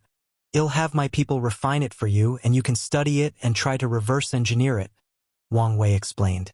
The spiritual powers of mortals and cultivators differ, so this artifact will require specialized attunement to ensure they can use it. Thank you, Lord. Your glory has blessed us again. Wang Wei did not pay attention to this level of flattery. Have you already started thinking about Tier 6 armor? Maybe even Tier 7? I have already shared the design with the other leaders and bases, Du Tsong said. Wang Wei did not want these leaders and different mortal civilization bases to be isolated, so he encouraged them to use the Void Illusion realm to share knowledge and advances. After discussing with the others, we already have a prototype blueprint of a Tier 6 armor, but we are clueless about the next tier, Du Tsong replied. You're stuck at the power of law, right? That's right. I don't think this is a power that mortals can control. Wang Wei did not believe these words. He knew that even technology civilizations could evolve to the point of controlling the power of law. The Rune civilization is a combination of technology and cultivation, and the fact that they can build a Tier 5 armor proves that someone was blocking their path upward, but now this limitation has been removed. Under normal circumstances, that would be true, Wang Wei replied. With access to cultivator souls, you can meet the requirement to access and even control laws. You don't need to worry about the effect of laws on your bodies, so that removes another obstacle, leaving only the influence of laws on the mind. Not everyone can control the power of law. Cultivators must have a good enough mental state to prevent themselves from being assimilated by its power. Most mortals cannot reach this level, but it's not impossible. You need to start developing methods to train willpower and the mental state, Wang Wei suggested. Unlike the mortals on Earth, these people have a long lifespan, meaning their state of mind can still reach the level of controlling laws. Will that work? Du Tsong asked, his eyes shining with hope and desire. It should. Plus, I'll leave my people preaching to you about the law. That should accelerate things. Great, Du Tsong said with a smile that showed all his teeth. Lord, have you forgotten the lock? Jia Ping suddenly said. It's possible that the act of mortals understanding the law is interpreted as cultivating or increasing strength, thus activating its effect. Du Tsong's smile was gone, and he swiftly said, Aren't you exaggerating a little? We have acquired a great deal of knowledge and increased our strength, but nothing has happened to us. That's probably because Heavenly Tao has been protecting you, Jia Ping responded. However, once your civilization reaches the level of law, this will be another matter. Whether you wish or not, his gaze will be directed at you. Du Tsong was quiet, not hiding his unwillingness in his facial expression. We don't know that for sure. Do you want to take the risk? Jia Ping is right. Wang Wei finally spoke. We cannot take the risk. So this is it? Our limit will always be tier 6? Wang Wei glanced at him. Du Tsong was obviously an ambitious man. Rather, he wanted his people to have the power to control their destiny. In the latter's mind, he probably wants his mortal civilization to be on par with cultivators. Wang Wei would not burst his bubble. According to his analysis, the minimum limit for mortals is tier 9. Once they start to acquire the power of tier 10 or above, even if it's the weakest immortal path, no one will allow it. All cultivators who previously supported them will stop.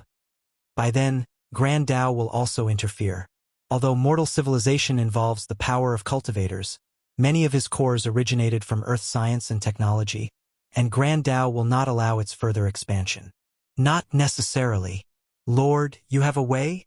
Du Tsong asked. Artificial intelligence, Wang Wei thought, but he did not say these words out loud.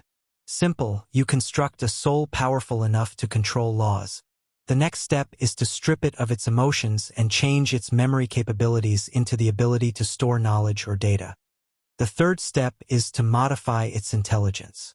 Use runes that involve spirit, wisdom, and calculation to allow that soul to process a large amount of information and accomplish tasks beyond the norms. Once that is accomplished, you can leave the task of wielding the law to that soul. This method is feasible, Jia Ping commented. In the current world situation, building powerful weapons is allowed, and this soul falls under that category. Yes, it's definitely feasible, Du Tsong said, almost yelling. Hold your excitement and think about the downside of this approach, Wang Wei said, his words acting as if he had dunked a bucket of cold water on Du Tsong's head. This soul, or this life form, will be vastly more powerful than everyone in your civilization, and it will be the core of your development, Wang Wei explained. Can you imagine how catastrophic it will be if something goes wrong with it? It's easy for such a soul constantly involved in the power of law to regain its normal intelligence and emotion, Jia Ping analyzed. He could think of many ways for these mortals to restrict that soul, but Jia Ping knew they were only stopgap measures. The crux of the issue is that these mortals control power beyond their limits. As long as this fact holds true, there will always be the danger of that soul going out of control. I understand this, but what choices do we have?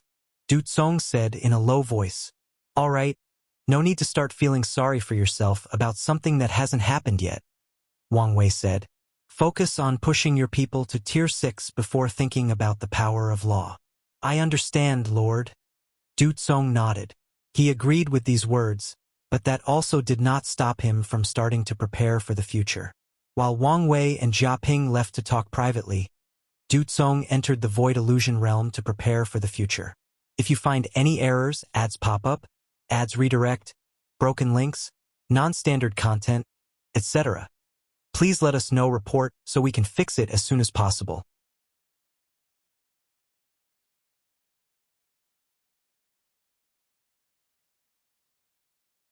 Chapter 1377 Luck Manifestation. What do you want to talk to me about? Wang Wei asked directly. Jia Ping pondered how to explain his situation and realized it was better to be direct. I need blood. To be precise, Paragon blood. Is it just blood? That's not an issue, Wang Wei replied. But can I ask what you need it for? No, I need to get myself. Wang Wei looked at him. Is this about Monk? Do you feel pressure and want to prove yourself? There is no need for that. Monk is more an ally than a subordinate, so once he returns to his clan, you will be my right-hand man. There is no need to compete with him. No, well, I do feel pressure with Monk's strength, but this has nothing to do with why I want the blood. So, this is about your double pupil, Wang Wei realized. That's right. The process for the third awakening requires me to fight a paragon for at least 10 minutes and draw its blood. Wang Wei frowned after hearing this. He was not as stupid or frivolous as when he had just ascended. He knew how powerful even the weakest paragons were, so he was not confident in Jia Ping's objective. Do you have to awaken it now? Can't you wait until you've become a paragon? I can, but the requirements will be more severe, and the potential of my eyes won't be as good as if I did it now. I see. Wang Wei remembered reading how the process of awakening these physiques was similar to a test or trial from Heavenly Tao, so it made sense why Jia Ping's test was as such. I think I can find a way, but you'll have to wait, Wang Wei replied. Additionally, you'll need more training. The last thing he wanted was for Jia Ping to die because he knew nothing about chronospirits while fighting another paragon. I'll set up a training program for you in the Void Illusion realm. We'll talk again once you meet the requirements. Wouldn't that take too long? Are you underestimating paragons? Wang Wei rebutted. Didn't you see that Monk suffered a loss despite having the strength of a paragon? I will increase your strength artificially, meaning you can't afford to make any mistakes. Understand? Excuse me, Lord. It seems I'm not in the right mindset. It's fine, Wang Wei said. It should be ready in a few hours. Wang Wei disappeared while Jia Ping returned to his work. Wang Wei's genuine body had a pondering expression as he gazed in the distance. The Qi Luck dragon of the mortal civilization should have already been condensed, but I can't detect it in any way. It seems Heavenly Tao took them seriously. This was good news for Wang Wei, as this was further proof that Heavenly Tao had regained much more strength in this fight. The destruction of the lock might be a turning point in this whole thing. No, this is not just condensation, but manifestation and prosperity. Wang Wei continued to observe and analyze. The fact that Du Zong's group successfully escapes the shackles of their civilization is proof of mortals' luck manifesting in the form of advancement and prosperity. Let's check on the others to see, Wang Wei muttered. His first visit was to the puppet demon. As expected, this group was influenced by him and started developing puppetry. The mortals in that world have applied Wang Wei's method to mass-produce puppets to create enormous legions. Furthermore, they have also built a Tier 5 puppet prototype, but theirs is still not fully functional. The group under the poison demon was even more exaggerated. Their focus has been on rune herbology, and they have developed countless medicines and poisons. Their two most significant achievements were a medicine that increased the upper limit of a mortal's lifespan by another 300 years and a Tier 6 poison. Wang Wei was surprised by this discovery and wondered why no one reported this to him, and he had an answer. These people accidentally created that Tier 6 poison, and all other efforts to recreate it have failed. They've recently managed to refine a lesser version, which is Tier 5, and wanted to wait until they had cracked the formula before telling him. Wang Wei was skeptical and thought the poison demoness was secretly responsible for this accident. He had specifically ordered his people to be allowed to share their knowledge with their groups, but no direct interference was permitted. However, after checking, he discovered it was indeed an accident. Of course, to someone on his level, this accident was nothing but the manifestation of this civilization's luck and destiny. The next group Wang Wei checked on was the one supervised by the Curse Master. The latter did influence that civilization, but not by allowing these mortals to make groundbreaking advancements in Curse Tao. Curse Tao was a unique law involving cause and effect, meaning it was one of the side door Daos associated with fate. The entry requirement for this Tao is very high, meaning that mortal civilization couldn't have high enough accomplishments in just over 350 years. However, that did not deter them from making progress. These mortals had a different approach. Since they could not curse people, they would develop ways to protect themselves from curses. The cursed demon provided enough knowledge, and they built from there. Wang Wei was satisfied with this group's approach. Cultivators have many strange methods of killing, and he was confident that the mortals had the most basic defense. So, after encouraging them, he left for the next stop. The Bloodline Gang Lords group studied how to control and use demons and other races for battles. However, their results were subpar compared to the others, and after finding out it was because that bastard was not doing his job well regarding sharing his knowledge, Wang Wei beat him up and told him he would die the next time he came, and there was so little progress. Ever since the Grand Mist Gang Lord died, this bastard has lost his edge, Wang Wei sneered. If he had not been short on people right now, he would have killed that bastard for wasting his time. All right, there is no point in getting upset. Let's check the last stop. Lord, has the news already spread? The flesh demon asked. What news? Isn't that why you're here? It seems something good has happened, Wang Wei commented. Show me. Wang Wei followed him to a lab and met the leader Sun Long Wei. Sir, I present our greatest achievement, the Life Core Rune. Once implanted in our people, we can expand our lifespan to as high as 5,000 years, and this is just the first generation. We project that the lifespan limit can reach as high as 10,000 years. 13,690 years. That should be the absolute limit of mortal lifespan, Wang Wei commented.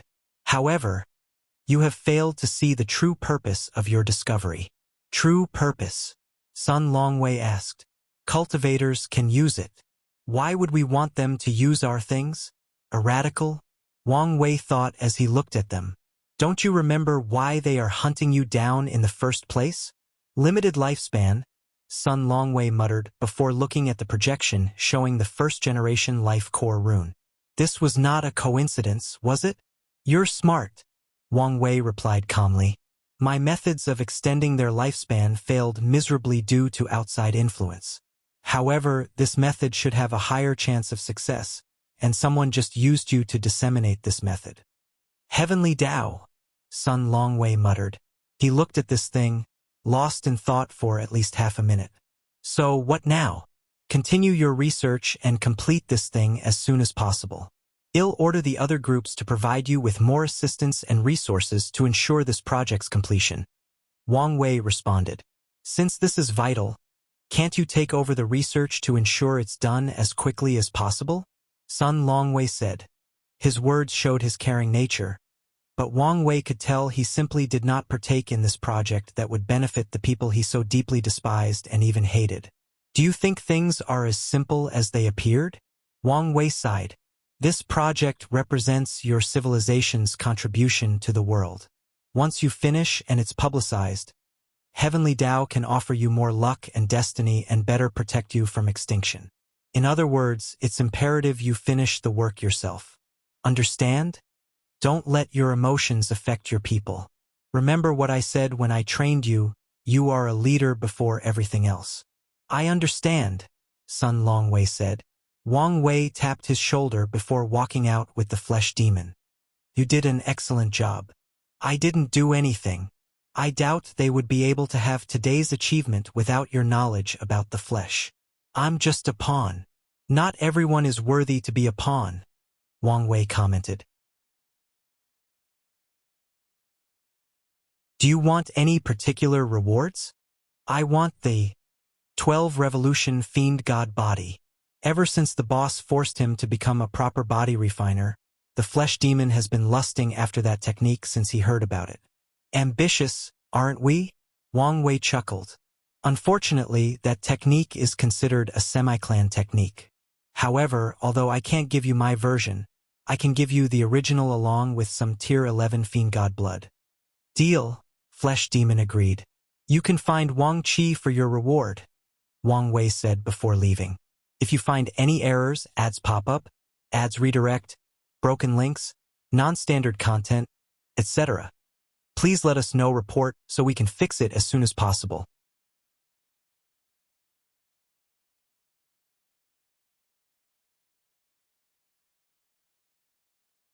Chapter 1378 Suspicious Information. Wang Wei's next destination was the mortal groups under Buddhism, the Emperor Enlightening Academy, Sage Lin Qi, and many other lineages.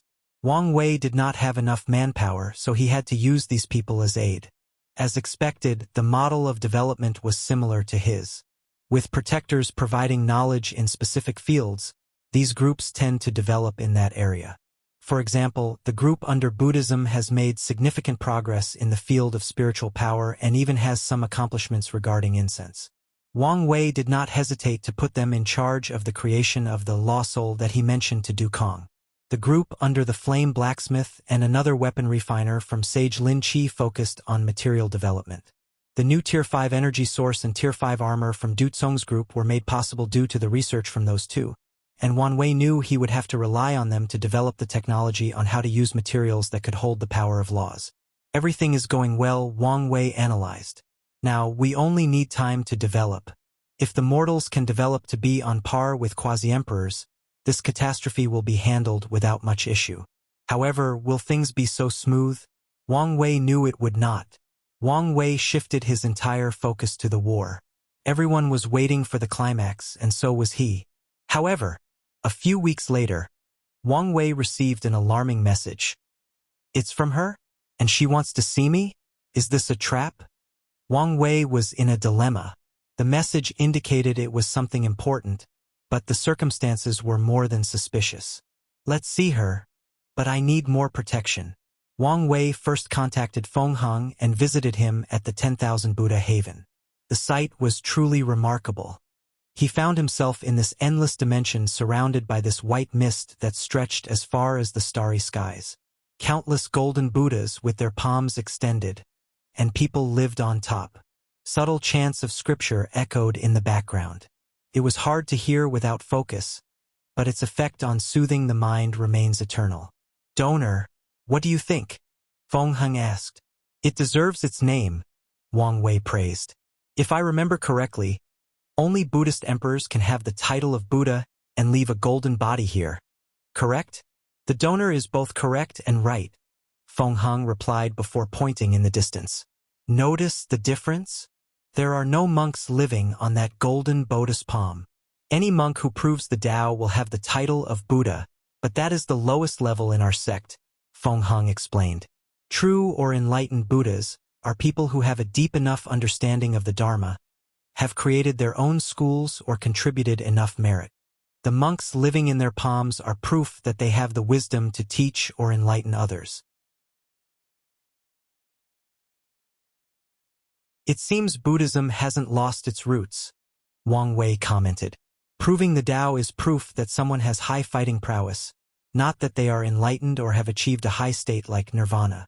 Wang Wei was glad that Buddhism still recognized this truth. Indeed, Feng Heng nodded. Donor, your status as honorary Buddha is enough to leave your mark here. Is that so? In that case, am welcome, Wang Wei said. What do I do? Manifest your title's power and your understanding of Buddhism, and this world will do the rest. Very well. Wang Wei's body suddenly released a golden light, and an unknown power from this dimension descended and took the light to condense it into a towering golden body with mist surrounding it.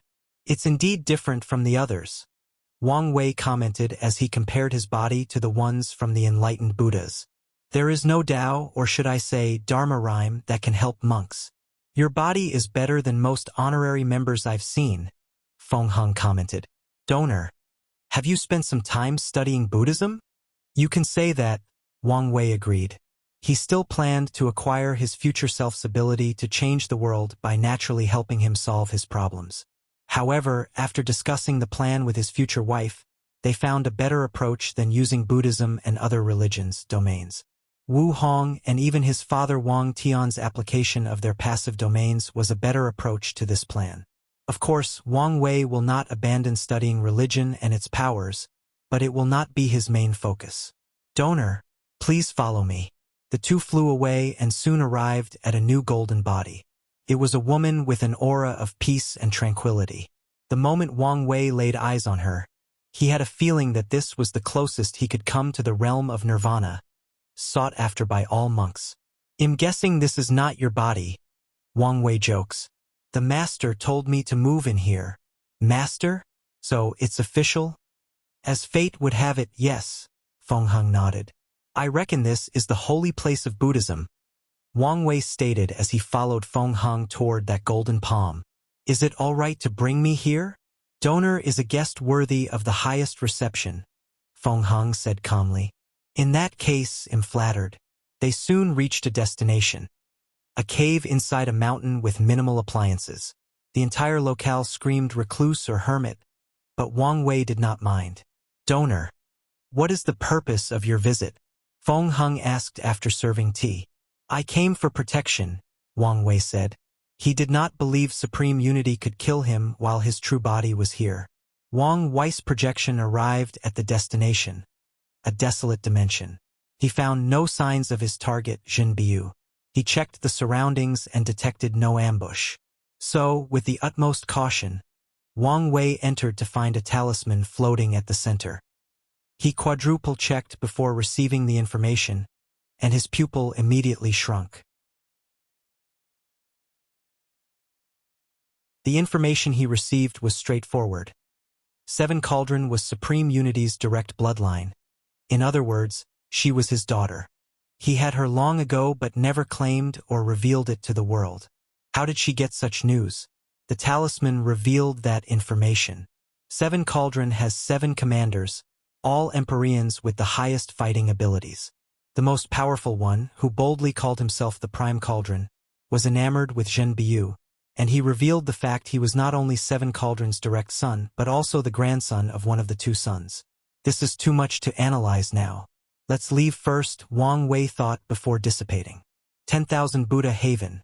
Wang Wei opened his eyes and frowned. The information revealed was shocking. Supreme Unity was a mystery. According to his analysis after talking to Maitreya and others, Supreme Unity was always highly low-key, with his influence being the weakest in Taoism despite his talent and strength. He may also have created this persona, and his real personality is unknown. It would not be easy for someone of his strength to have such a low presence that no one knew whether he secretly had children or not, Wang Wei thought. However, none of that matters. The genuine issue is whether this information is reliable. No, there is no way it is. How could Jin Biu find such information about Supreme Unity if he could hide it for so long? In that case, he's the one who released the information. But for what? He can't possibly think he'll use or act on it. But if he knows this, what's his purpose in releasing it? Wang Wei frowned as he pondered. I'm operating on the basis that this information is true, but is it? Seven Cauldron is his vessel, so that could explain why he chose her. However, vessels don't have to be blood-related, unless blood relationships allow him to use more power. However, the fights with Maitreya showed their vessels were similar in strength, unless Supreme Unity was hiding for a trump card. But if that's true, why reveal this information to me? Damn it, there are too many possibilities and variables. Wang Wei felt like ripping his hair. Instead, he opted to walk back and forth to help stimulate his mind. He analyzed and thought of all the possibilities but never could find an explanation with high enough probabilities. No, I overlooked something, Wang Wei thought. What if he released this news as a distraction? He knew how I would analyze everything and waste my time figuring out what he was doing. In the meantime, he can focus on something else. But what? He muttered. Where is his next move coming from? The war? The other parasites? Or maybe an extreme approach by directly attacking Buddhism? Wang Wei suddenly paused. I came to this place. So did he lure me here to ensure he could kill me directly during the attack? If you find any errors, ads pop up, ads redirect, broken links, non-standard content, etc. Please let us know, report, so we can fix it as soon as possible.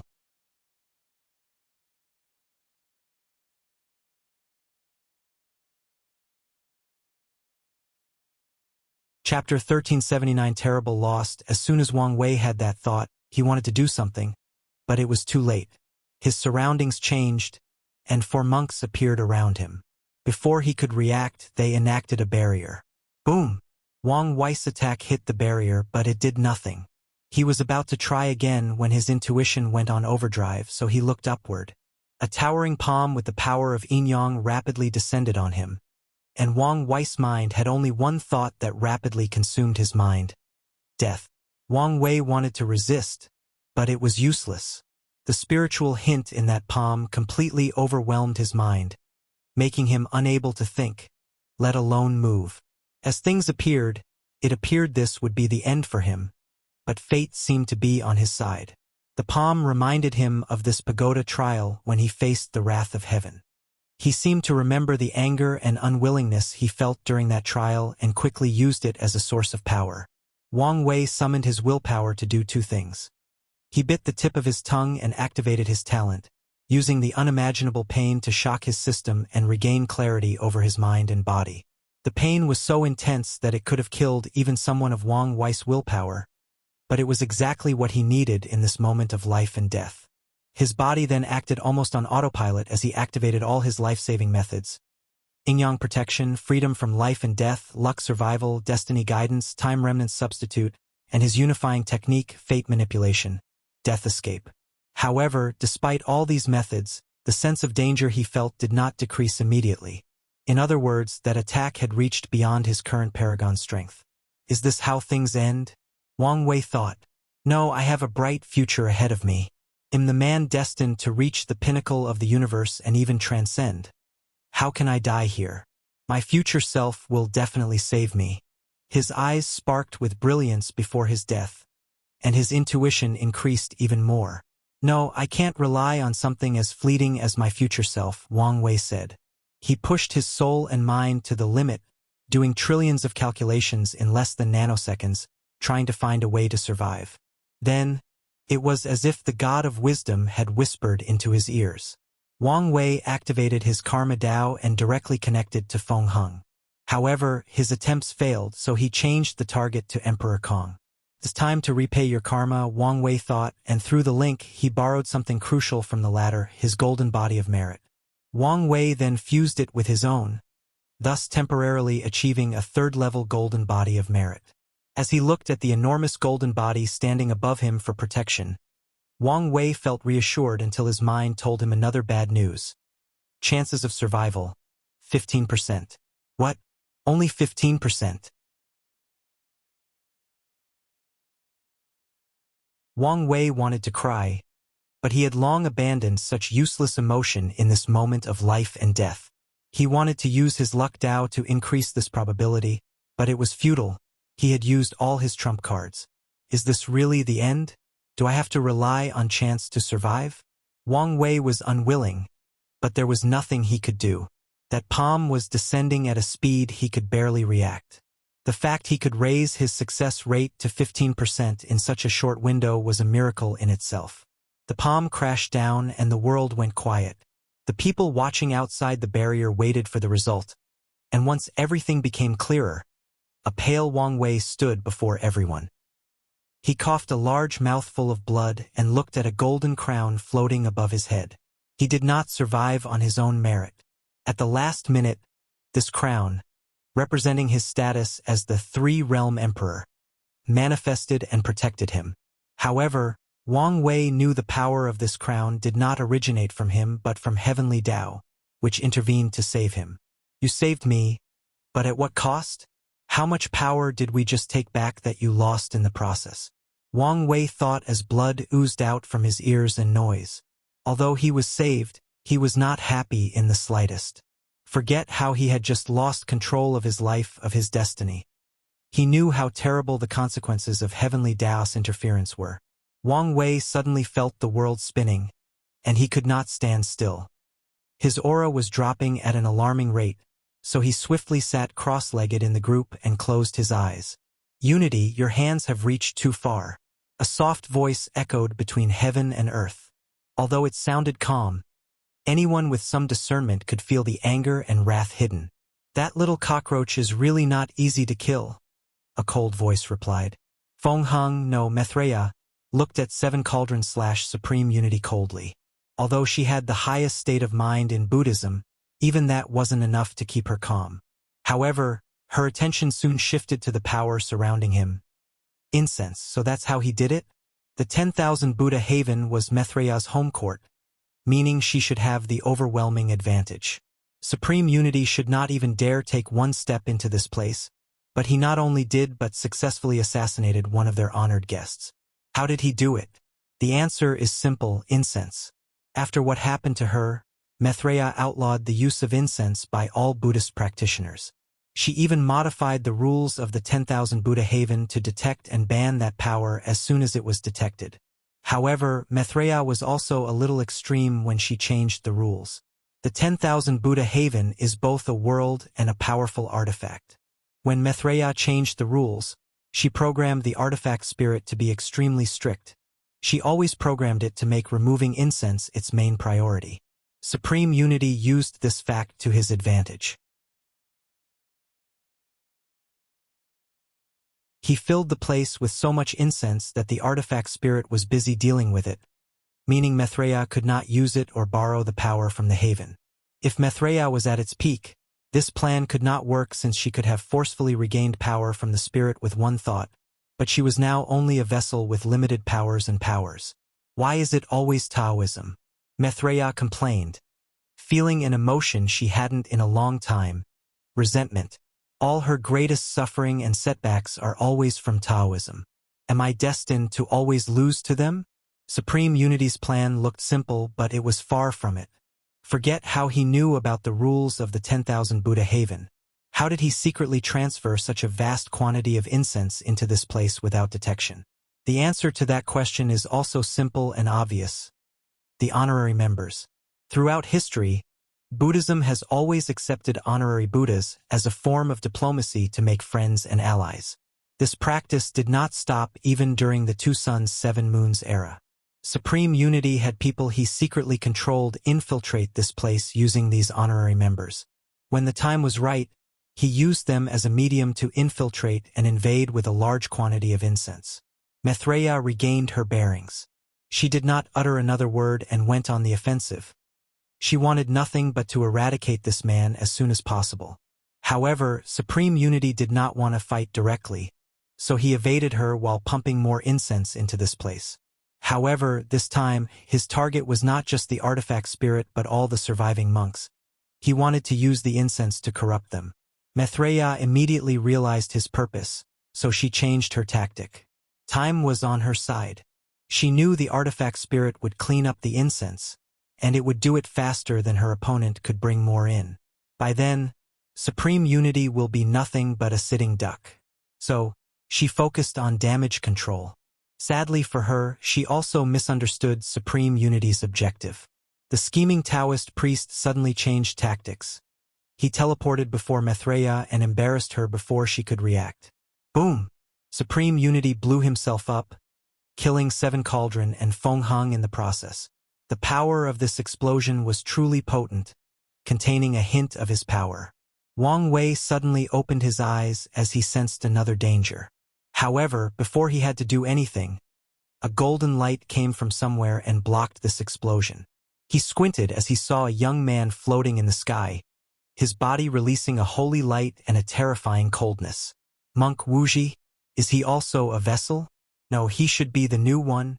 If you find any errors, ads pop up, ads redirect, broken links, non-standard content, etc., please let us know. Report so we can fix it as soon as possible.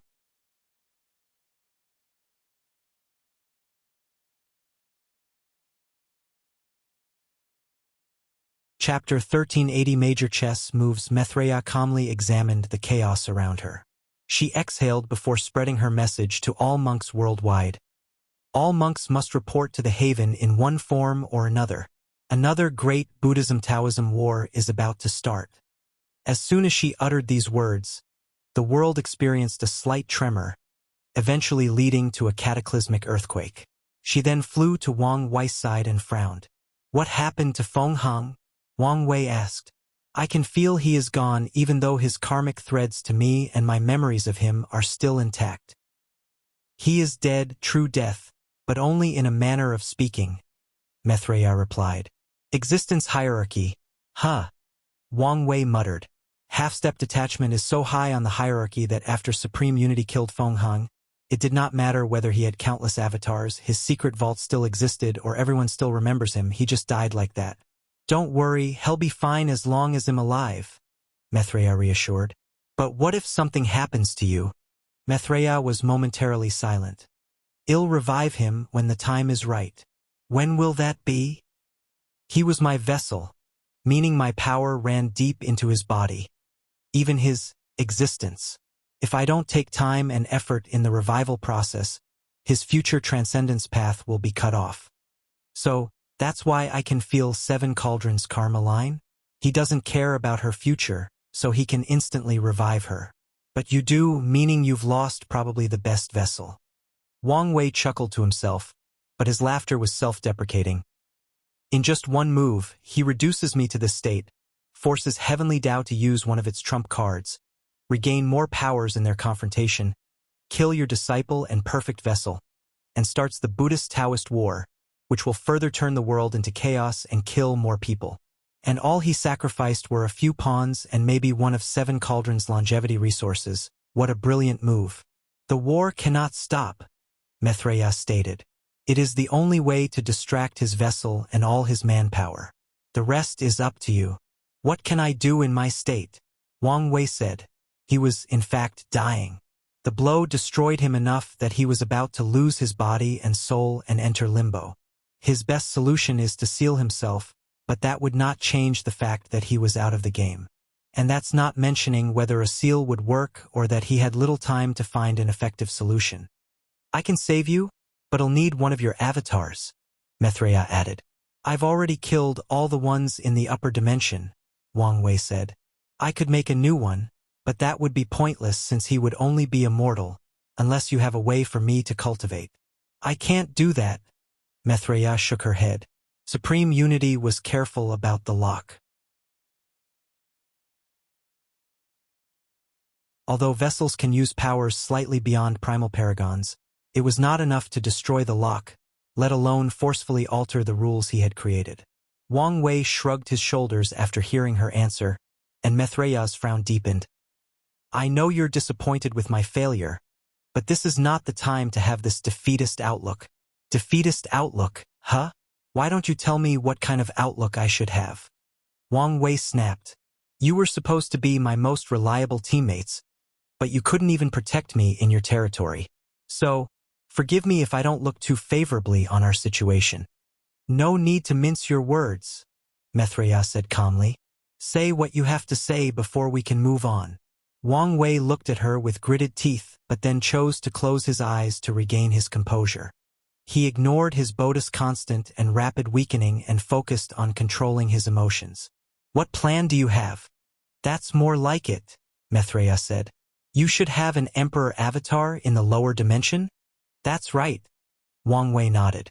He had a peak emperor avatar to replace himself in case something went wrong after his ascension.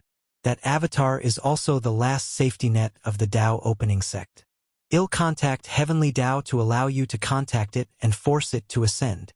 Wang Wei was not excited about this plan but looked at her seriously. Do you know what is at stake? The lower dimension and the people in limbo are the last fighting chances. If something goes wrong, nothing will go wrong. Your words are not very trustworthy currently, are they?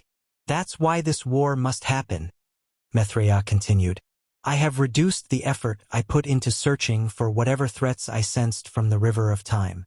I will now focus all my time on dealing with Supreme Unity, so you don't have to worry. Fine. I'll trust you once again. Wang Wei agreed reluctantly. Good. Let's get started. Now, there is no better time than the present. She floated in the sky, and with a thought, the river of time manifested between heaven and earth. All sentient and non-sentient beings in the eternal ascension world saw it and heard Maitreya's following words. Stop. It was quick, almost instant. All matter, energy, space-time, and even concepts became still. Time has stopped working. Everyone stopped moving, but only 999% of people were unaware. The paragons, battle taboo achievers, and a few truly powerful Empyreans still had their perception despite their bodies and souls stopping, and they were shocked by this display of power. These people knew the two suns were mighty, but there had been few opportunities for them to know by how much. Today, they glimpsed at their powers. Get to work, Maitreya said to Wang Wei before her eyes focused on the newly revived Seven Cauldron. With a thought, Maitreya killed the latter before repeating the process 6 more times.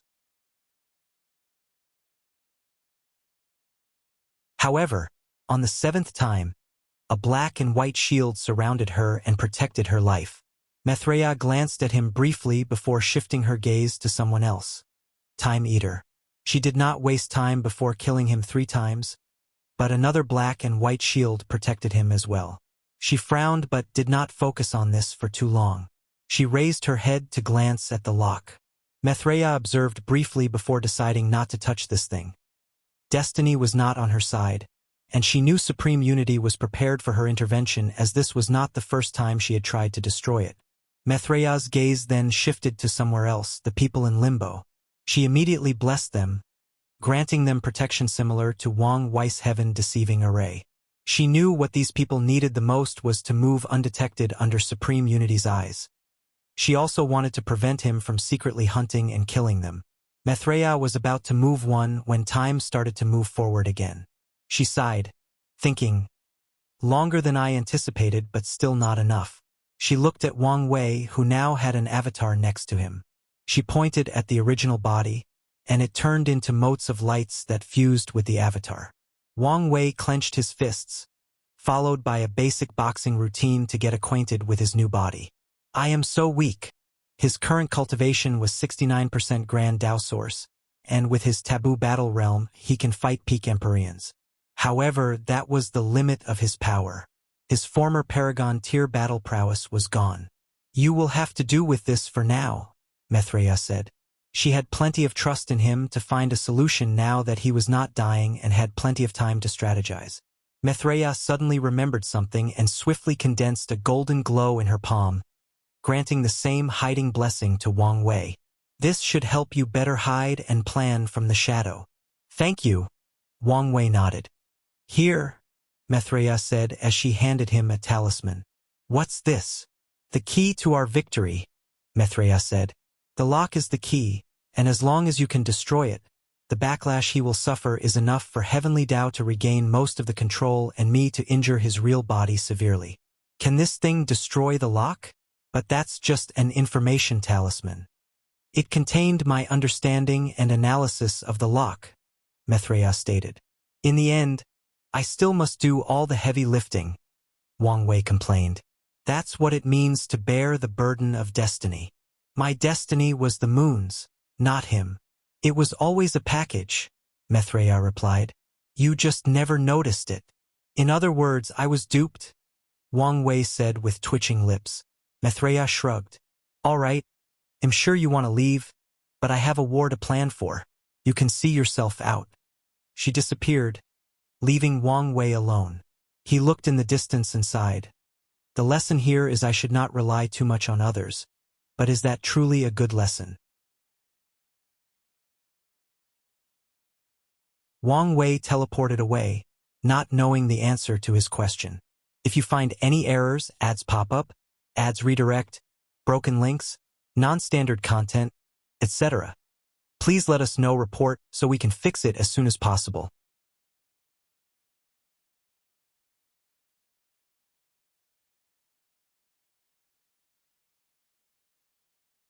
Chapter 1381 Tao Overlord's Mind AA. I made a mistake. Prime Cauldron was changed for First Son in Chapter 1378. Suspicious information. For a reminder, First Son was first introduced in Chapter 1212. Recruiting. Prime Cauldron is still a character. Read the chapter to understand. Red Mist Forbidden Land.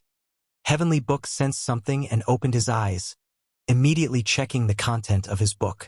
There were more writings, but most of them were events that had already occurred, meaning he could not benefit from them.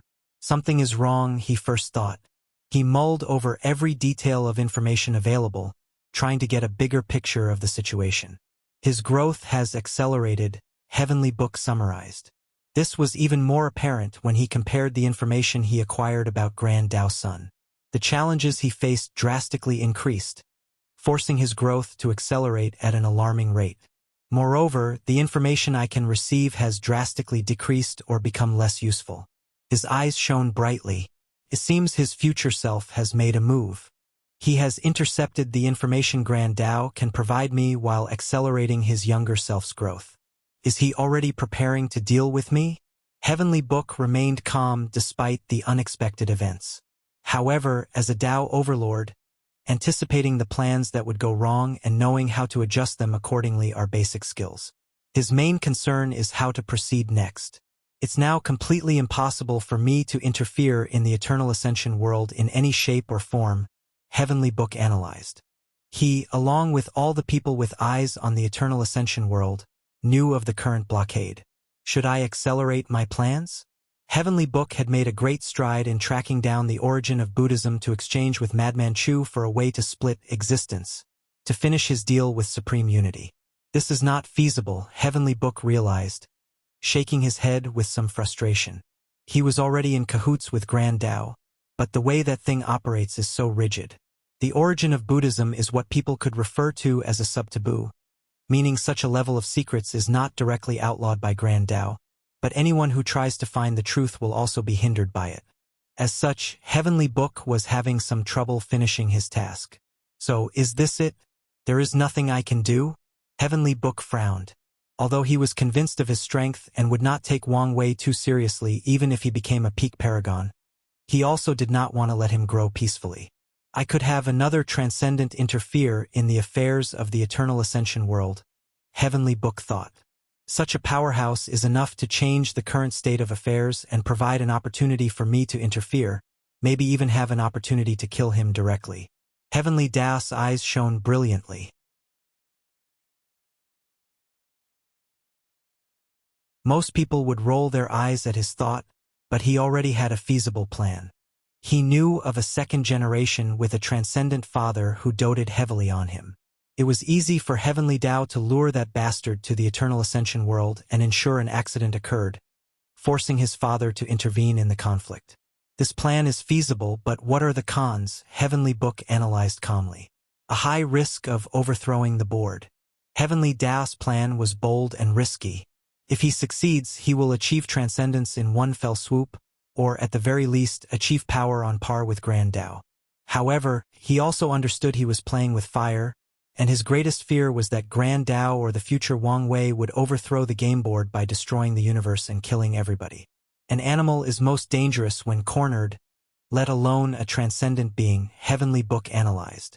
If he cannot see his younger self have any chance at survival, he will start acting like a cornered animal, which is the last thing I want. Heavenly Book frowned, realizing he was back to the beginning. His best option now is just to wait and continue doing what he was doing. What should I do? He pondered. Just as he was indecisive, new information appeared in the book. Their first meeting is about to take place?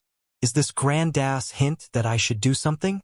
Heavenly Book calculated swiftly before realizing that this was indeed an opportunity. I could wait. My mindset has been a little too excited. The original plan was to survive the cracks between these two titans and wait for the right opportunity to strike.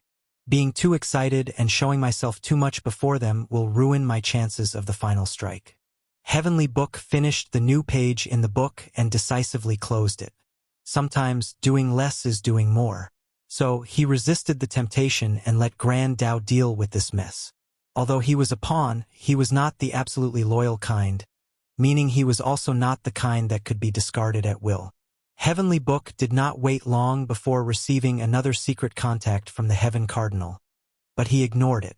Since he had made his decision, nothing could change it. Anyways, he can benefit from whoever is the final winner in this upcoming confrontation. Eternal Ascension World, Secret Dimension. Wang Wei returned to his hideout, thinking about what he experienced, what to learn from it, and how to operate in the future. Paranoia is an excellent way to protect myself, but it also made me predictable. So how do I act from now on? Wang Wei focused on his personality and how he usually acts. He also tried to put himself in his opponent's shoes. I'm arrogant by nature, and this recent failure is a big blow to me. 99% of people, especially Tao overlords, would become even more cautious and timid after that defeat. So, I must be unpredictable and start acting even more aggressively. Then, when people think they've figured me out, I switch to a more timid way of behaving. Wang Wei was calm and composed, analyzing his thoughts and behavior in a cold, calculating, and logical manner and without bias. It was as if he was not talking about himself but a complete stranger. For my first aggressive act, first son must die, Wang Wei analyzed. It doesn't matter whether the information is true or not. The fact that he might be his bloodline and the perfect replacement vessel is enough for him to be eliminated. Additionally, I can also get some revenge. After making an initial plan/response to what happened in the 10,000 Buddha, Wang Wei shifted his focus to something else, something more important. I must regain my strength. It would be better if I could find a way to increase my cultivation despite the lock's effect, Wang Wei thought, shaking his head. He had to think of something more doable. Wang Wei then stood up, preparing to leave the hideout. He already had an idea of how to get his strength back, but he needed to see his ancestor first. However, before he could teleport away, Wang Wei received an emergency contact from Red Mask, so he sent a projection. What happened? My lord, are you all right? Red Mask immediately asked. Am I all right? Oh right, you must have lost most of your strength. Wang Wei figured out. One of the side effects of the Lord Shadow technique is the connection between them, so now that Wang Wei had drastically weakened, Red Mask also suffered a similar fate. A small accident occurred, but I'm fine, so don't worry. Small accident? Red Mask did not believe these words for a second. She knew how strong her lord was, meaning she could also deduce what kind of enemy could injure him in such a state. However, since the latter told him not to worry, there was nothing she could do. Plus, even if she had the will, her strength and wisdom did not allow her to provide any form of aid.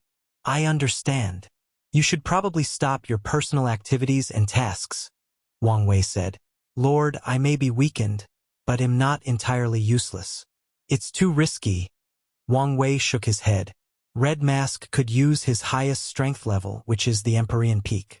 However, she had a time limit, which was even lower than normal due to the fact Wang Wei's cultivation was still in the Great Emperor realm. But sir, do as I say. Wang Wei stopped her. You're too valuable, and the risks are not worth it. Wang Wei did not say these words on an emotional basis. Wang Ju had a great place in his heart, so his relationship with Red Mask was purely boss and subordinate. However, he meant what he said. Losing her would mean finding another talented individual and training them again.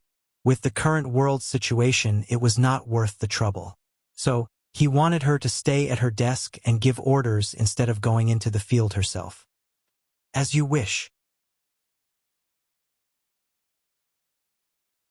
If you find any errors, ads pop up, ads redirect, broken links, non-standard content, etc., please let us know, report, so we can fix it as soon as possible.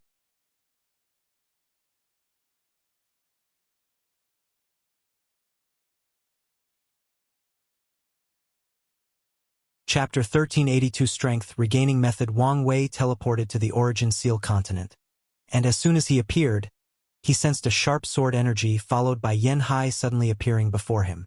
What happened to you? What did the sect contact me and tell me your soul lamp was about to go out? Wait. How do you have my soul lamp?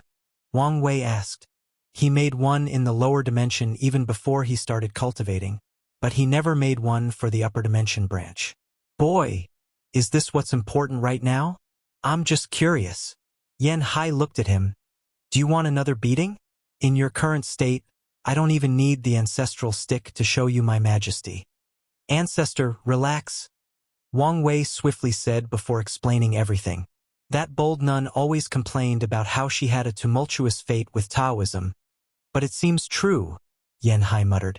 Now I feel bad for dismissing her. She removed these thoughts from her mind. I'm glad you're alive, kid. Yes, it's always good to be alive. Wang Wei nodded. So, why are you here? I remember I sent a few talented people with human fiend god bloodline to ascend. The sect should have taken good care of them, correct? That's right.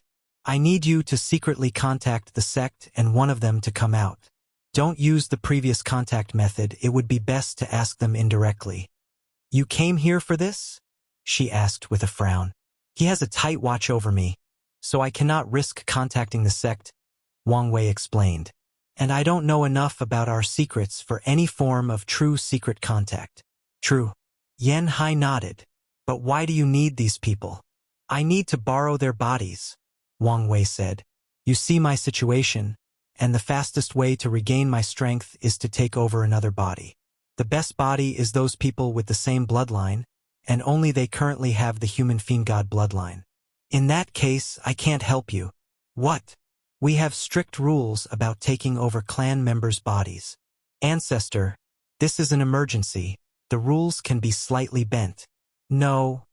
Yan Hai responded, her voice firm. Ancestor. Wang Wei replied, his voice slightly raised. Yan Hai shook her head. I know you're thinking that I'm being old-fashioned and rigid, but that's not true. I'm doing this for the good of the sect. What do you mean? Do you know what our sect's greatest advantage is over the other overlords? Wang Wei frowned before answering.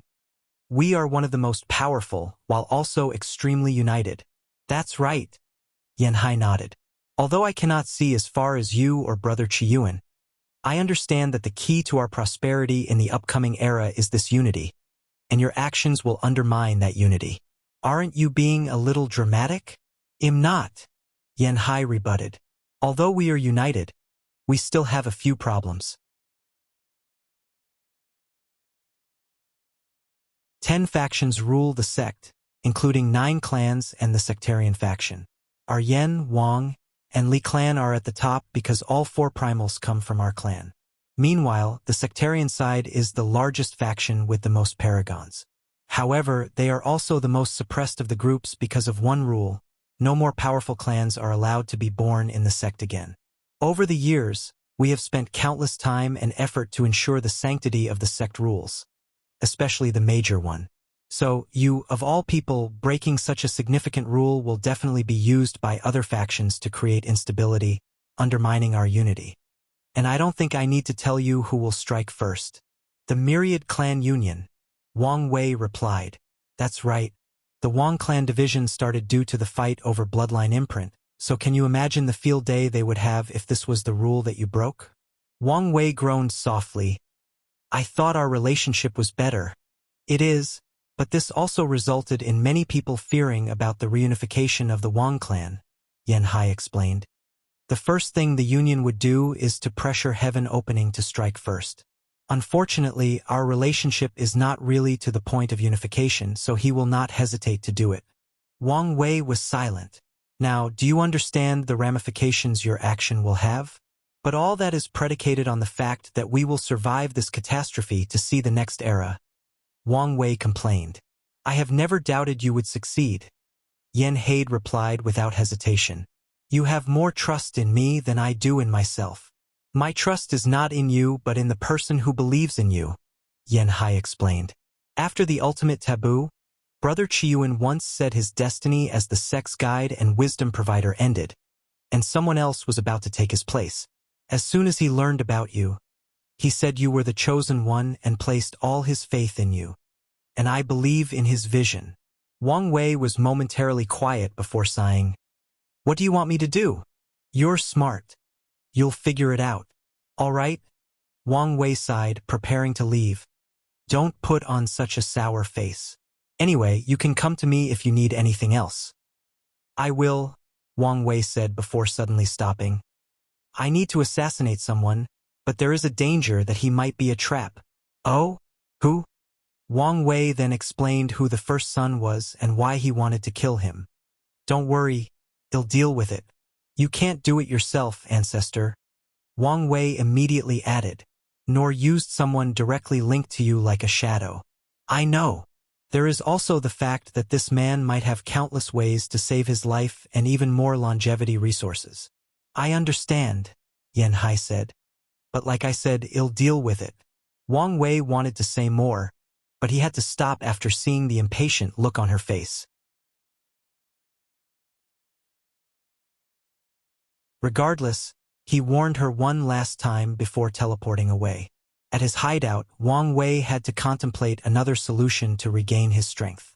An idea suddenly popped into his mind, so he contacted the flame blacksmith and puppet demon through the void illusion realm. I need a well-made puppet, Wang Wei said. It must be done to the exact proportion of my body, down to my existence. Is that possible? You want a new life puppet? Puppet Demon asked. What's that? Wang Wei asked, not familiar with that term. You know how there are two schools of puppetry? Yes, external and internal puppetry. Wang Wei nodded. The former focused on making and controlling puppets, while the latter turned their bodies into puppets. The ultimate goal of all internal puppetry is to create a new life puppet or a puppet based on their existence. Such a puppet can grow and evolve without changing the parts, just like flesh and the soul. On paper, this sounds easy, but your tone indicates it's not, Wang Wei commented. Of course, it's difficult, Puppet Demon said. In the history of Puppet Dao, the number of people who have succeeded probably can be counted on two hands. Is that so? Wang Wei frowned. His explanation is flat out wrong. Flame Blacksmith suddenly added. What do you mean by this? Puppet Demon swiftly asked. Any puppeteer who has mastered the technique of existence reconstruction could make a puppet based on someone's existence, he explained. New life puppets is about fusing the essence or concept of puppetry into your existence. I see. Wang Wei understood that new life puppets was a method for puppeteers to enter the taboo battle realm, hence why so few people have succeeded. So, can you build my puppet? Wang Wei asked, ignoring the Puppet Demon's embarrassment. Although it's not my expertise, with his help it should not be an issue. The Flame Blacksmith nodded. Excellent. How long will that take? Is it urgent? I need it as soon as possible. In that case, let me calculate. If we have abundant resources, hire a few more puppeteers, and with your full cooperation, it should be done in about 2,500 yuan epochs. Wang Wei's lips immediately twitched. Can't it be faster? Flame Blacksmith frowned. This was the fastest estimate he deduced. How fast are we talking about? I'm talking in a few hundred years. Are you mad? He asked with a raised voice. How about a few thousand years? Wang Wei swiftly added. However, the only answer he received was a hard stare. We have time formations, don't we? The best of those are between 10 to 12 times the normal time, so unless you have access to a wonder of heaven and earth, it won't make much of a difference, the Flame Blacksmith retorted. Wang Wei sighed. This plan was not feasible. So what else can I do? If you find any errors, ads pop up, ads redirect, broken links, non-standard content, etc. Please let us know, report, so we can fix it as soon as possible.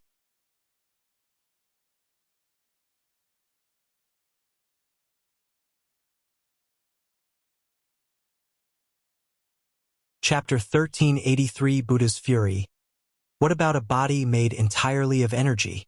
Wang Wei asked. How long would that take? If it's just a regular body, then it would be feasible in your ridiculous time span, Flame Blacksmith answered. Even if we had access to the source chi space, we might have been able to pull something. However, you said you wanted one on par with your current body. Although I don't know much about your fleshly body, I can deduce how much time it would require to make the weakest peak indestructible Empyrean body, which would still require a few hundred yuan epochs. Wang Wei groaned, and after thinking about it briefly, he dismissed these two. Since I can't make one, I must use one already available. He waved his hand to summon his guardian puppet. Wang Wei looked at it and frowned. Technically speaking, he could put his soul into the puppet, thus acquiring Paragon's strength. This thing is too rigid for intense combat, Wang Wei analyzed. The highest strength output he can use in this puppet is 92%, and its greatest flaw is the lack of regenerative ability. Any injuries to the puppet are permanent and require time and resources to fix, which is different from a fleshly body. I need a body of flesh and blood, Wang Wei analyzed. However, this approach had even more significant problems. His body was unique, and he's not talking about how perfectly he has trained it. His body has been ideally attuned to carry his terrifying soul and willpower. According to Wang Wei's calculation, even if he used the best fleshly body similar to Monk, he would destroy that body after one battle. His powerful soul and willpower would permanently damage the body, and after one intense battle, such flesh would collapse without any way to prevent that from happening. However, I don't have much of a choice. In fact, Wang Wei had two other targets, Old Man Dai and Paragon Jimin. Their Paragon flesh would be the perfect vessel for him, but unfortunately, the former disappeared from the lawless zone, and he had no idea where Jimin was operating. Wang Wei first sent an order to Red Mask to kidnap body refiners in the Peel of the Empyrean realm, preferably devil cultivators, before teleporting back to the Origin Seal continent. "Have you figured out something?" Yan Hai asked while sitting cross-legged and drinking tea. "I guess," Wang Wei explained. "My request is still the same, but I want Yu's clan members. These people must be body refiners." "That's the best you can come up with? All other methods require too much time, and I can't wait." Wang Wei shrugged. Yan Hai nodded. She understood how small of a margin for action that Wang Wei has in the current situation, so she no longer commented on his approach. "There are plenty of prisoners in the Suppressing Essence Tower," Yan Hai said before frowning. "What's that? And why don't you look confident?"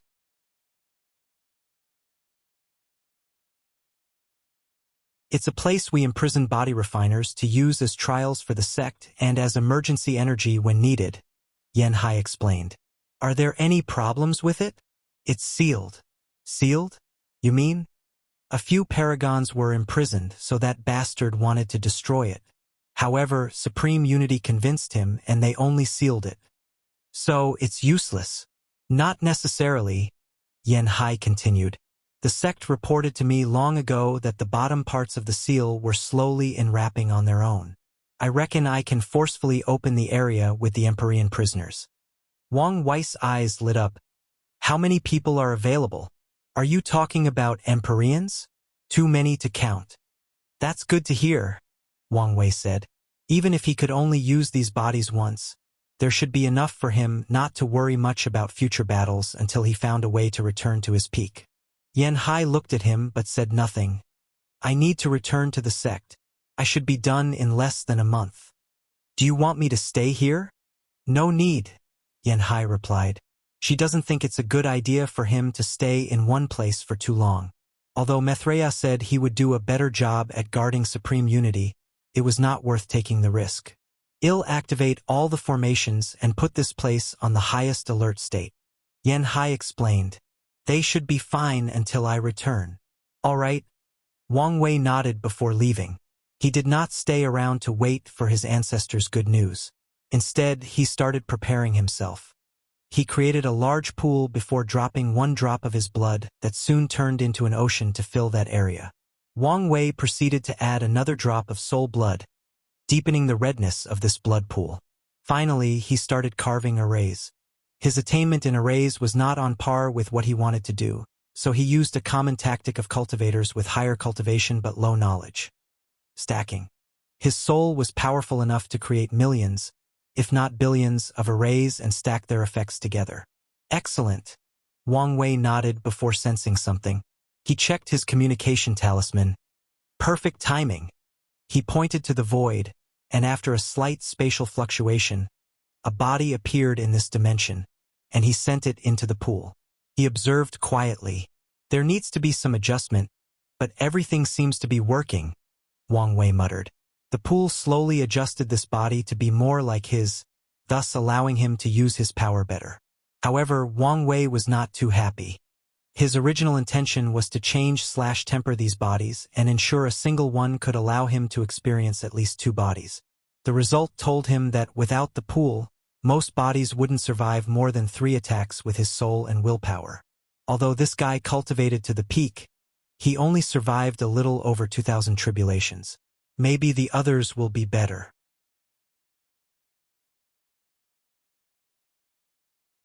Wang Wei was not too hopeful, especially since he knew how rare it was for someone to cultivate all 3,800 tribulations, let alone go beyond it and achieve limit indestructibility like him and Monk. Body refining is already rare, and in the current era where people fear showing too much of their talents, Wang Wei was not confident in finding an excellent vessel. "I guess I can only wait and hope my luck is better." Time passed, and 3 days later, the world's turmoil once again started. The Twin Sun border was a prosperous area, arguably one of the most thriving areas in this turbulent era. It was once the border between Buddhism and Taoism territory. As the two unofficial rulers of this world, the two titans had to promote unity and prosperity, and the existence of the twin sun border was proof of that. However, today this area is full of life and resources and is now a desert. There was no sign of life, but that was only temporary. Around noon, Wuxia appeared in the area with shining golden eyes, followed by countless monks. Maitreya waited less than 5 seconds before Supreme Unity and his people arrived. "You know this won't change anything, do you?" he said in his cold and indifferent voice. "You cannot win, so why must you insist?" "It seems that everyone has underestimated me," Maitreya replied calmly. "It's understandable given my prior results. However, do you think you're the only one who has been laying chess pieces on this board for a long time?" Supreme Unity frowned while raising his alert to the highest level. He thought Maitreya's previous attack was her only trump card, and this war was a desperate move to hold him back and buy this world enough time. "Do it," Maitreya ordered. One of the Empyreans behind Supreme Unity suddenly summoned an artifact and spoke out loud. "Taoism is about following nature, not ignoring or taking it over. Our roots have been corrupted by villains, forcing us to lose our ways. I refuse to accept such Taoist practice. Heaven and earth above, be a witness as I stand for righteousness. From now on, the Seven Virtues sect has broken off from this corrupt sect. We will return to our roots, practicing genuine Taoism that pursues the sublimation of the self and the harmony of man and nature." As soon as this man uttered these words, the enormous Qi Luck dragon of Taoism manifested between heaven and earth before roaring in pain.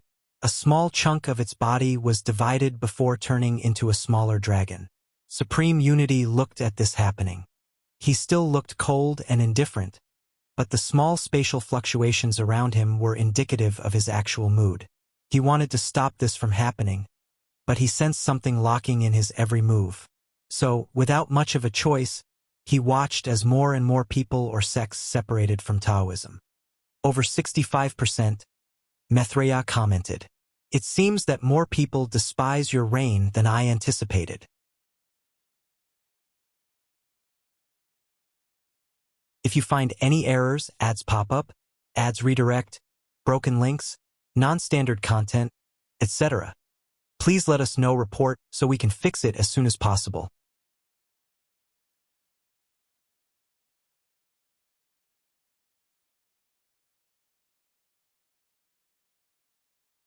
Chapter 1384 Wars After Wars. "Well played," Supreme Unity said indifferently. "You always looked at these people as ants, thinking they would never dare to rebel against you," Maitreya said calmly. "But you overestimate the human spirit. No, I should say you probably never understood. They have their own goals, dreams, and pursuits. Do you really think your overwhelming power was enough for them to give these things up?" "Ants are ants," Supreme Unity replied calmly.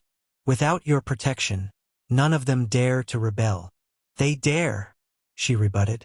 "It's just that you already killed those with the spirit, and these ones only needed a small boost." "This conversation is pointless," Supreme Unity added. "Don't think you've won this war. We will see." Wang Wei and the entire world watched the beginning of the Buddhism-Taoism war. Specifically, this war should be called the unity of Buddhism and Taoism against corrupted Taoism, and that's how historians will write this war unless Supreme Unity is the final victor. The first battle was an overwhelming victory.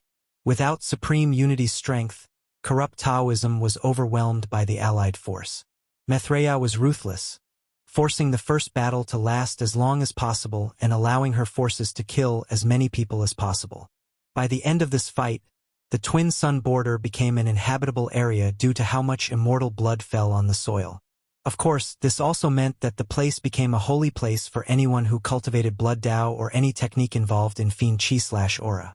After this defeat, Taoism did two things: used a more defensive approach to this war and summoned reinforcement.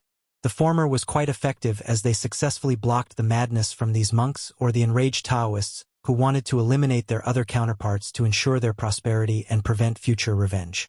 However, the plan to receive reinforcement was not as successful. Supreme Unity's target was obviously his goons, the Moons. However, as soon as the summon arrived, Five Feathers and Undead Phoenix intensified their war.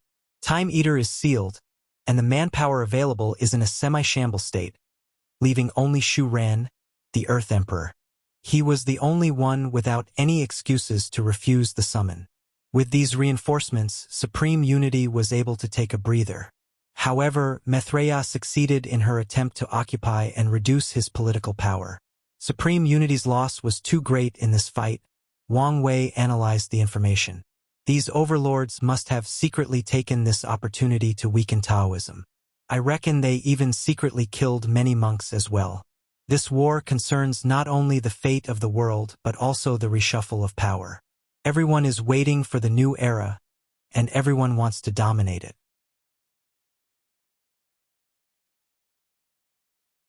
Buddhism and Taoism already have an overwhelming lead, so these overlords have already started taking measures to weaken them. While Wang Wei was deep in thought, his communication talisman trembled. He activated it and saw a picture. A head with a look of fear, anger, and regret. He recognized this person, the leader of the Hidden Moon Sun sect. First Sunday, Wang Wei did not hesitate to contact his ancestor. He's dead. Yep, just as I promised. Is he dead or true death? Yan Hai convinced. How did you do it? Many swordsmen in the Sword League patho me karma, Yan Hai explained. I see. Wang Wei nodded.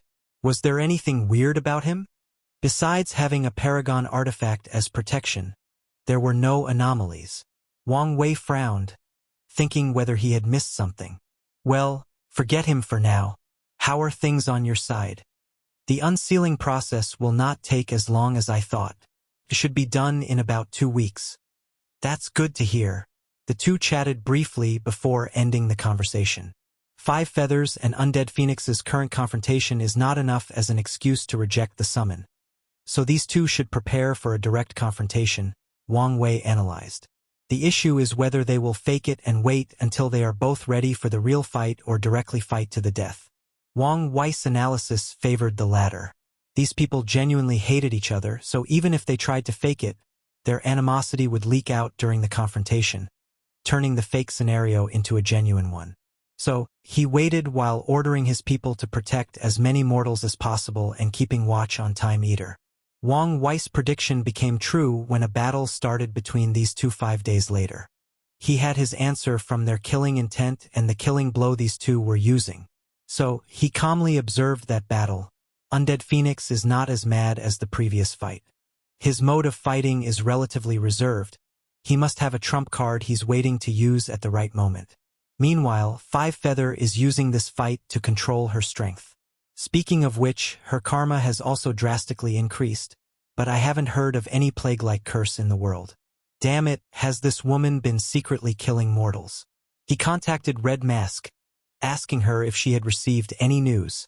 She answered that Five Feathers had hired many curse masters but hadn't received any results yet. Find how she has so much negative karma, Wang Wei ordered. Red Max was efficient, and she soon had the answer. Many mortals were in isolated dimensions and realms in the Eternal Ascension world, and Five Feathers' target was these people. Wang Wei exhaled to calm down. I should have guessed animals like her only respond to painful threats. I won't make the same mistake twice. He continued observing this war, and Wang Wei frowned as he noticed something else. These temporal fluctuations, is this woman mad? Wang Wei thought.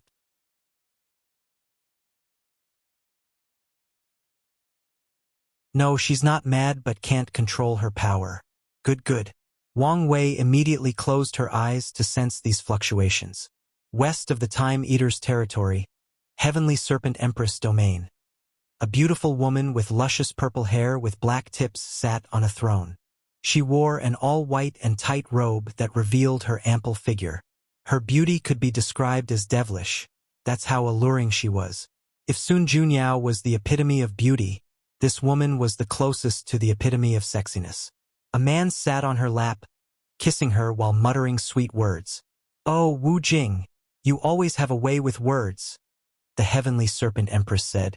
Who made His Majesty so alluring? Wu Jing replied. I know, right? She replied.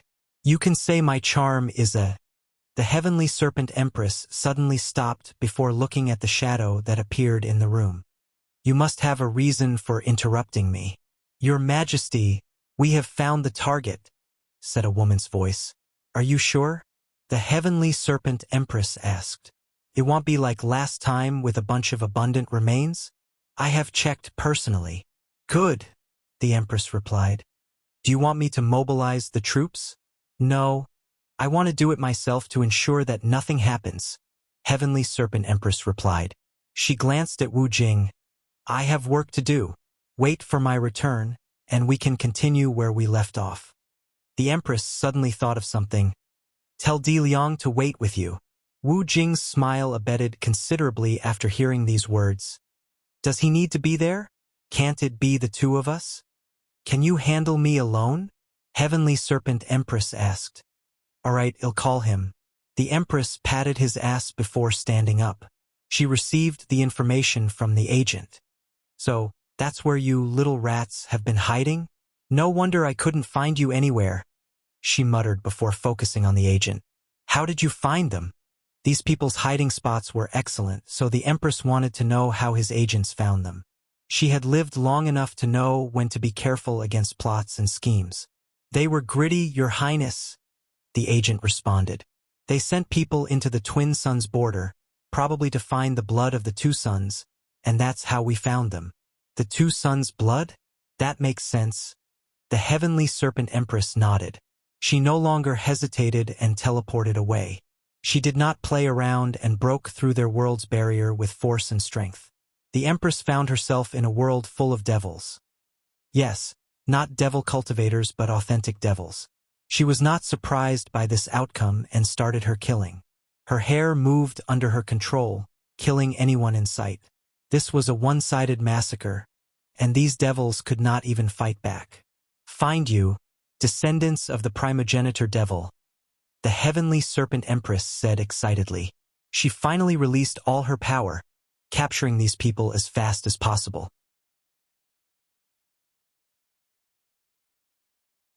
These devils had a peak Empyrean and several Paragon artifacts, but they were useless before the Empress.